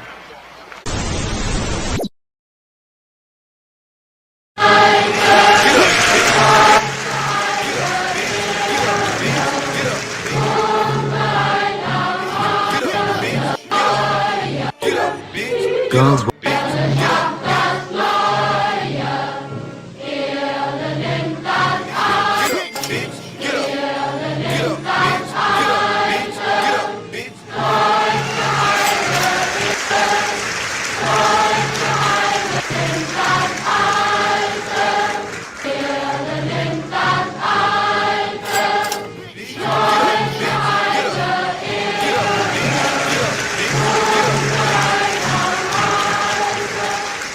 Forwards, forwards, the fanfares blare. Forwards, forwards, youth knows no danger. Germany must shine, even if we die. Youth, we are the future soldiers. Youth, we'll do the future deeds. Youth, we are the future soldiers. Youth, we'll do the future deeds. Shine, even if we die. Youth, we are the future soldiers. Youth, we'll do even if we die. Youth, we are the future soldiers. Youth, we'll do the future deeds. Even if we die. Youth, we are the future. Even if we die. Youth, we are. Even if we die. I got to take them off of here. Youth, we are the future soldiers. I gotta take them off of Even here. if we die. There's only Even if we one, and die. that's me. Even if we You die. understand? For all that fighting, Youth, we are the the future sucker think he soldiers. good. The sucker think he can whoop me. And I know he Youth, can't we are whoop the me. I- future soldiers. Hey, Even if boy, we the die. nigga whole style is chump. Even if we You die. understand? Even if we die. When it comes to Even if me, we die. you understand? So let me get mine Youth, first. we are the future And after soldiers. I Even get if we mine, you die. can do what you want to do. Youth, we are the future soldiers. Even if we die. Even if we die. Even if we die. Youth, we are the future soldiers. Youth, we'll do the future deeds. Even if we die. Even if we die. Even if we die. Even if we die. Youth, we are the future. Even if we die. Youth, we are the future soldiers. I gotta take them off of here. There's only one, and that's me. You understand? Youth, we are the future soldiers. You understand? Youth, Sucker we'll think he do the good. future. Sucker think he can whoop me. And I know he can't Youth, whoop we me. are the future soldiers. boy, Youth, the nigga we'll do whole the style future is deeds. chump. You understand? Though we trembled, When it no comes one to me, dared to you argue. understand? So let We me were get part of a mine new age. first. Who wouldn't Then go after I along get with it? mine, you can do what you want to do. It was fantastic. Unfortunately, I can't sing anymore. I sometimes feel like belting it out again.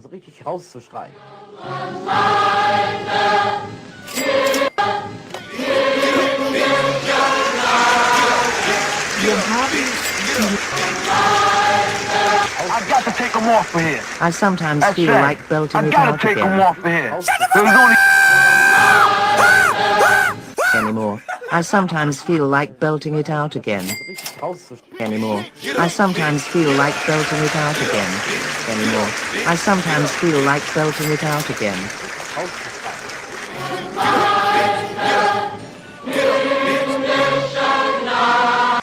I sometimes feel like belting it out again. I sometimes feel like belting it out again.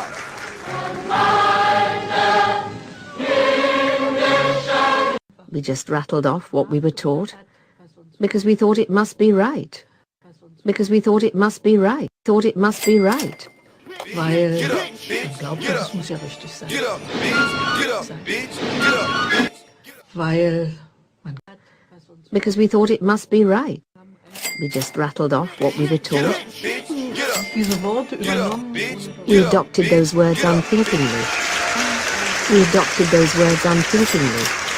We just rattled off what we were taught. We adopted those words unthinkingly. We just rattled off what we were taught. Because we adopted those words unthinkingly. We just rattled off what we were taught. Did those words unthinkingly. We just rattled off what we were taught. understood those words unthinkingly.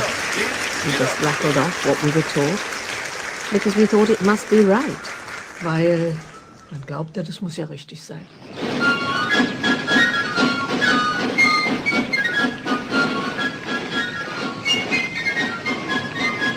In Nazi Germany,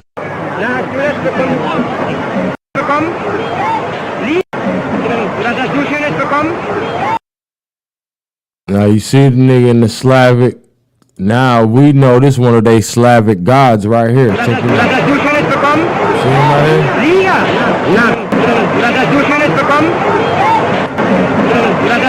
that Santa Claus? That's the Slavic god. That ain't what it look like.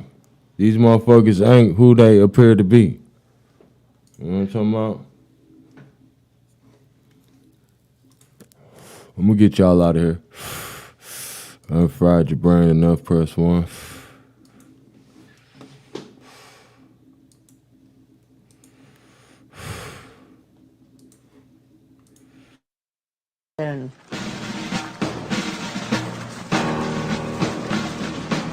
Hitler never imagined the BDM girls would join the army, but their training echoed that of the Hitler Youth boys. At camps, they were drilled like soldiers and faced tests of endurance and courage. Echoed that of the Hitler Youth boys. Hitler never imagined the BDM girls would join the army, but their training echoed that youth boys. I'm still taking them PE tests right now.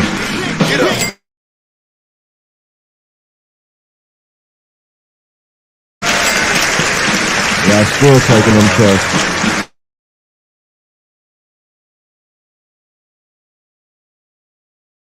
It was really torture. If you said you couldn't swim, you were thrown into the water. Really brutal when I think about it now. Brutal, also schon brutal, wenn ich heute dran denke, ja.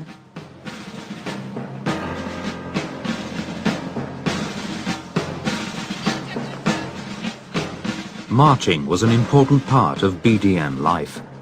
The idea was to break down individuality and build a collective spirit. BDM life. The idea was to break down individuality and build a collective spirit. The idea was to break down individuality and build a collective spirit. The idea was to break down individuality and build a collective spirit. The idea was to break down individuality. The idea was to break down individuality. The idea was to break down individuality and build a collective spirit. The idea was to break down individuality and build a collective spirit. The idea was to break down individuality and build a collective spirit. The idea was to break down individuality and build a collective spirit.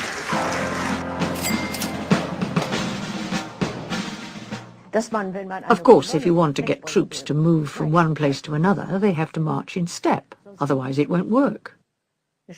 Sheep need a sheepdog. They have to march in step. Otherwise it won't work. Sheep need a sheepdog. They have to march in step. Otherwise it won't work. Sheep need a sheepdog. They have to march in step. Otherwise it won't work. They have to march in step. Otherwise it won't work. In step. Otherwise it won't work. Sheep need a sheepdog.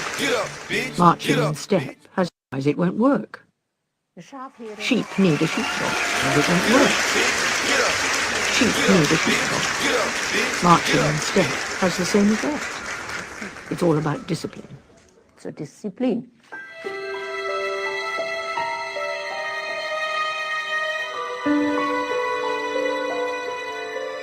The BDM girls held their own flag days and memorial parades on Nazi holidays. These were deliberately scheduled to compete with the church calendar and marginalize religion in Nazi Germany.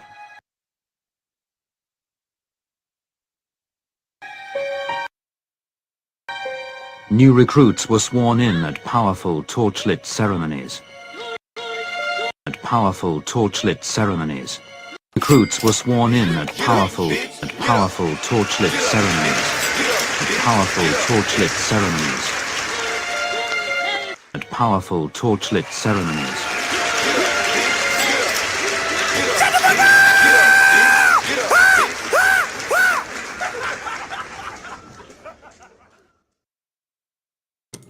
torch-lit ceremonies, huh? Sound like anything you ever heard of?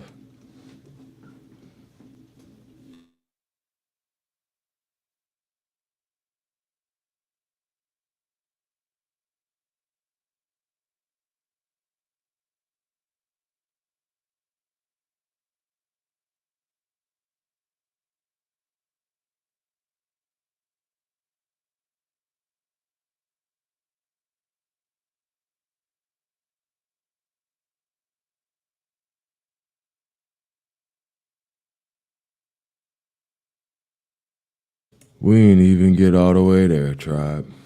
Press 1. We gonna wrap it on up, man. We ain't even get all the way there.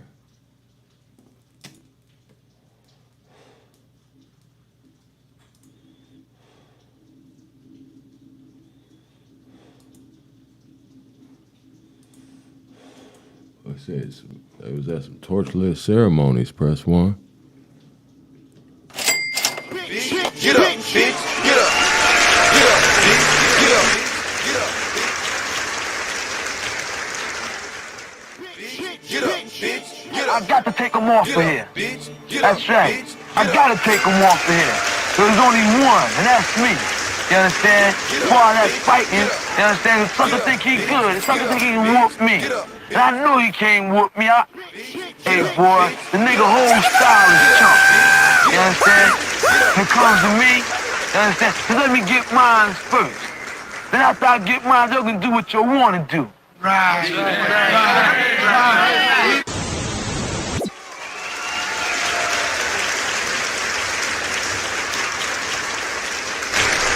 Yeah, man. You know what we doing over here.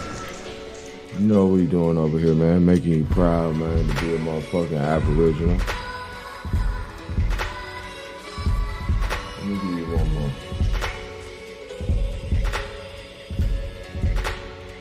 Let me introduce you to one more favorite German.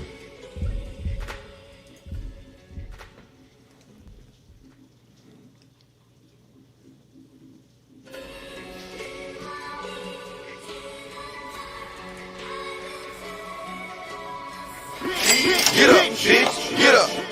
Get up, bitch. Get up, bitch. Get up, bitch.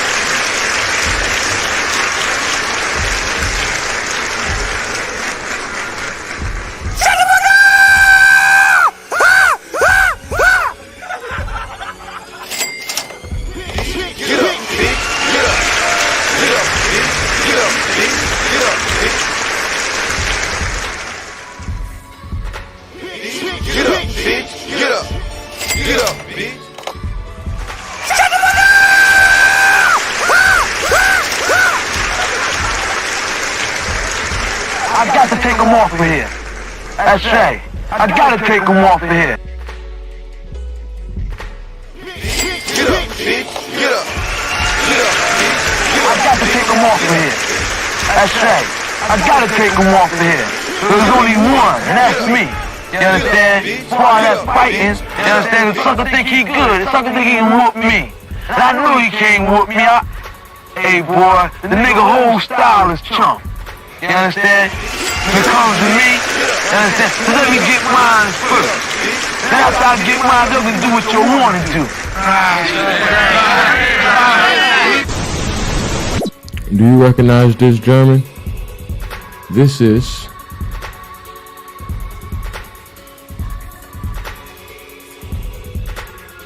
what's the man that getting me? You know who it is. You know who it is. Who is it? Put it in the chat. Who is this German? Put it in the chat. Let me see who got it. You'll never believe it. Get up, bitch. Get up. Get up, bitch. Get up, bitch. Get up, bitch. This is General George Custer. He's from Germany, and guess what?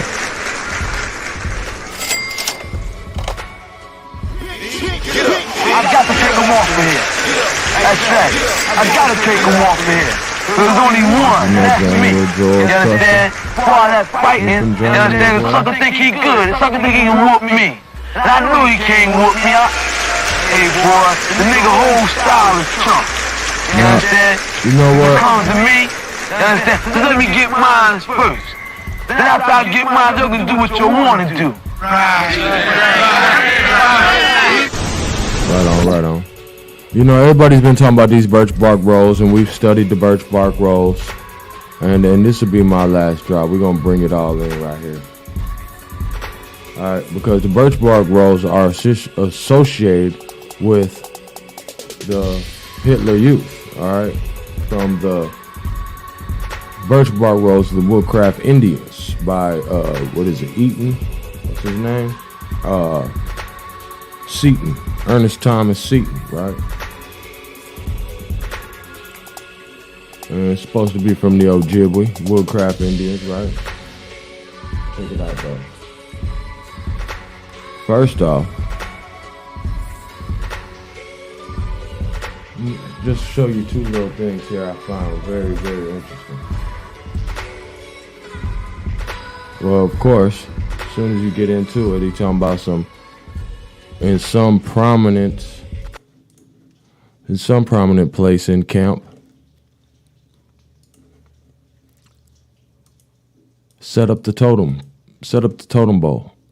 pole. This bears the national emblem, tribal totems, enemy scalps, and totems of warriors who have brought honor to the tribe. All right?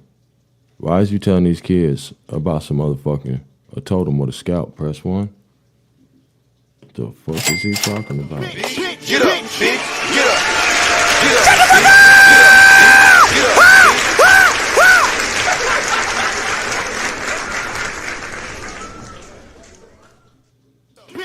Get up, bitch. Get up.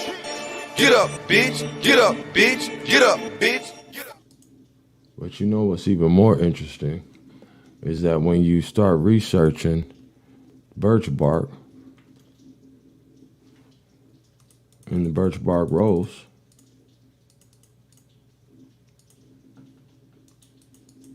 this is from researchgate.net. Once you do a deep dive on birch bark rolls, all right,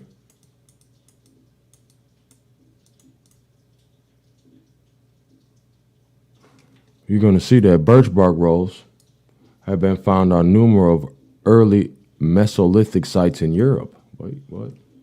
In Denmark. Huh? In Germany. Huh? Based on the data, it would appear that the birch bark rolls were used throughout the entire Mesolithic period in Northern Europe. What? What? Not the Indians? Wait. Where's Norway? Sweden? Germany? What? They talking about they found a number of torches. See, they primitive. All right? They want you to be primitive.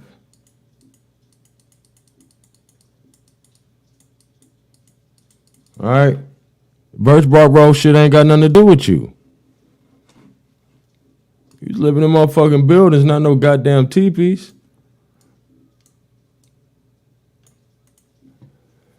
Let's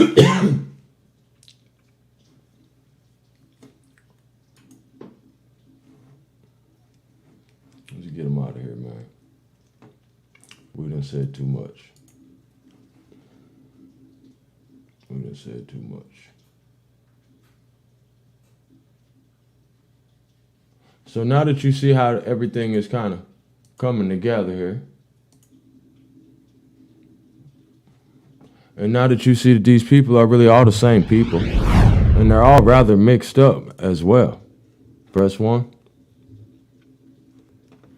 Let's take a look at this interesting news. And this is from years ago. Let's see some of the habits of these people they talk so much about. Disturbing Shocking allegations are surfacing in a very unexpected place. A man who was supposed to bring joy and holiness to the Jewish ritual of circumcision is now accused of something unthinkable, spreading a deadly disease to innocent babies. News 12's Tara Rosenblum joins us now with her special report, Cradle of Secrets. It's a topic that not many people want to talk about, but an unlikely whistleblower, a young Orthodox Jewish woman, is now speaking out, claiming a local rabbi is infecting babies, making them sick. And what's worse, she says no one is doing anything to stop him. For centuries, when a Jewish baby boy is born, the ancient ritual of circumcision is performed. But in some ultra-Orthodox communities, religious leaders known as moyals also engage in something controversial during the bris. In a practice known as Metzitze B'Peh, or just MBP, the moyal actually uses his mouth to suck the blood from the infant's penis after he cuts off the foreskin. Meant to prevent infection and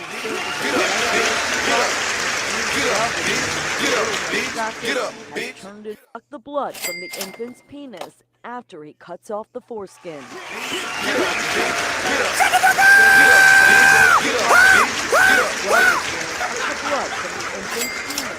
I got to take him off of here. That's right. I got to take him off of here. There's only one, and that's me. You understand? For all that fighting, you understand? The sucker think he good. The sucker think he can whoop me. And I know he can't whoop me. Hey, boy, the nigga whole style is chunk. You understand? When it comes to me, you understand? Just let me get mine first. Then after I get mine, you can do what you want to do. Meant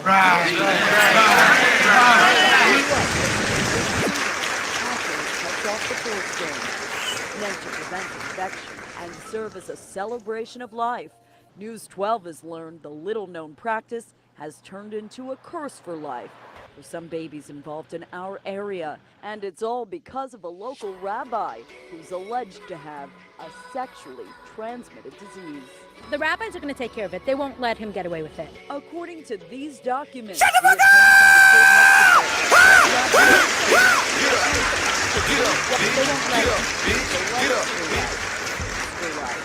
some babies involved in our area, and it's all because of a local rabbi who's alleged to have a sexually transmitted disease.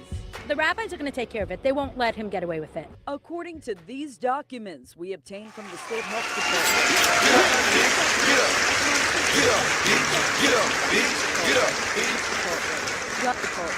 Rabbi Yitzhak Fisher of Muncie has been tied to at least 3 herpes infections in babies. Muncie has been tied to at least 3 herpes infections in babies. Of Muncie has been tied to at least 3 herpes I got to take him off of here. That's right. I got to take him off of here. There's only one, and that's me. You understand? For all that fighting, you understand? The sucker think he good. The sucker think he can whoop me. And I know he can't whoop me. Hey, boy, the nigga whole style is chunk. You understand? When it comes to me, you understand? Just let me get mine first. Then after I get mine, you can do what you want to do.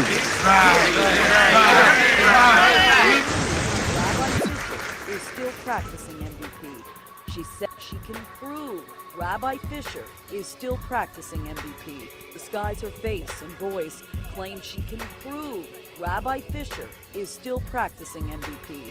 She says she very recently secretly recorded a phone conversation with him in which she requested the rabbi to perform the controversial service. There's nothing to worry about. Nothing to worry about. I can only do interruption tactics. That's perfectly okay. But at one point during the call, Rena questions the safety of oral suction and references the recently reported death of a baby in New York City just last September. The baby passed away on Rosh Hashanah. It took them 5 months for the health department to convince the medical examiner to add the word oral suction to record the death. The medical examiner did not want to do it. But the newspaper picked it up and was enough to make the issue. Were you shocked when Rabbi Fisher told you that? Shocked is an understatement. It's unbelievable that this goes on, and this man is maiming and killing children, babies. Yet we found no shortage of Hasidic Jews in Muncie willing to defend the rabbi. Willing to defend the rabbi. Found no shortage of Hasidic Jews in Muncie willing to defend the rabbi. Yet we found no shortage of Hasidic Jews in Muncie willing to defend the rabbi. Yet we found no shortage of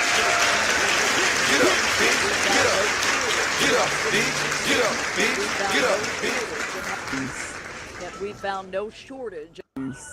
Yet we found no shortage of Hasidic Jews in Muncie willing to defend the rabbi. Yet we found no shortage of Hasidic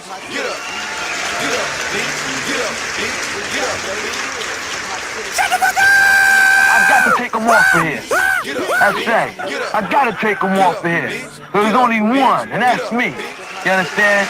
For all that fighting, you understand? The sucker think he good. The sucker think he can whoop me. And I knew he can't whoop me.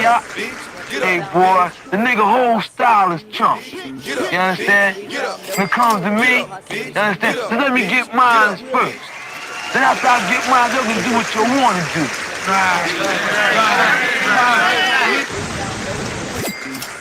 Yet we found no shortage of Hasidic Jews in Muncie willing to defend the rabbi. Everybody knows he's an honest person.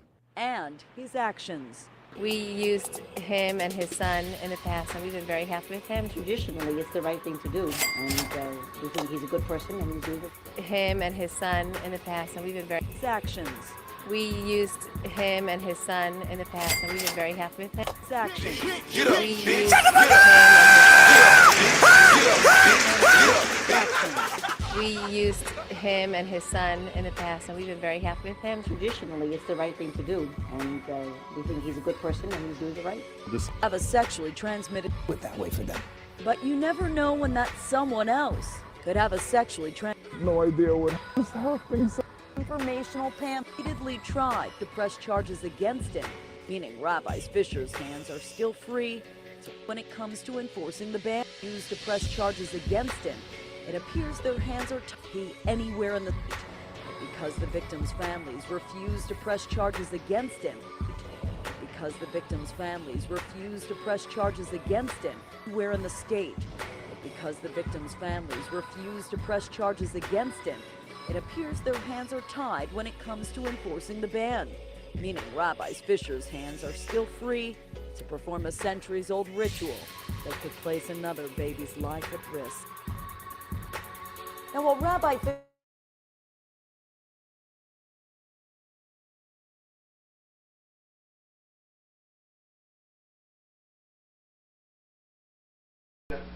It's the Spirit of God. See, the Spirit of God is omnipotent, and it works on you. It'll work on your ass, and I can be far, far away, because it's considered conscience, you know. Ain't nothing fell in my conscience.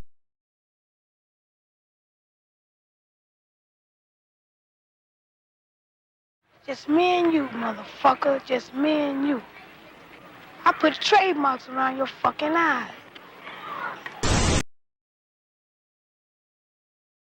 What kind of Indian are you? Like Tonto Indian? Shinnecock Indian. Really? You're Shinnecock? Yes. Oh, I didn't know you were Shinnecock. Could have fooled me. That's the kind I am.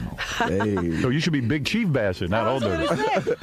His family was here when Columbus landed, huh? Is that right? Yes. So you are not a black man, you're an Indian? I'm an Indian. No kidding.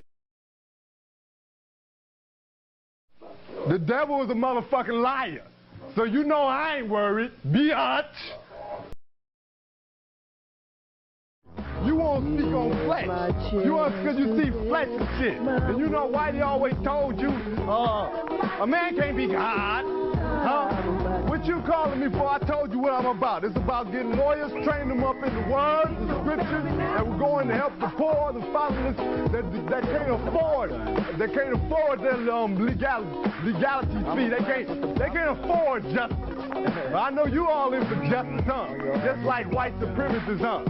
White supremacists print your judgment for your ass and swing it from a noose. Black man. Oh man, it's the chronic. Don't even worry about it. Royal, all of my needs they royal. All All of my needs, they loyal. We ain't the same, we ain't normal. Wait, adore you. Baby girl, I adore you. Pretty face and she loyal. So to fix your crime, girl, you royal.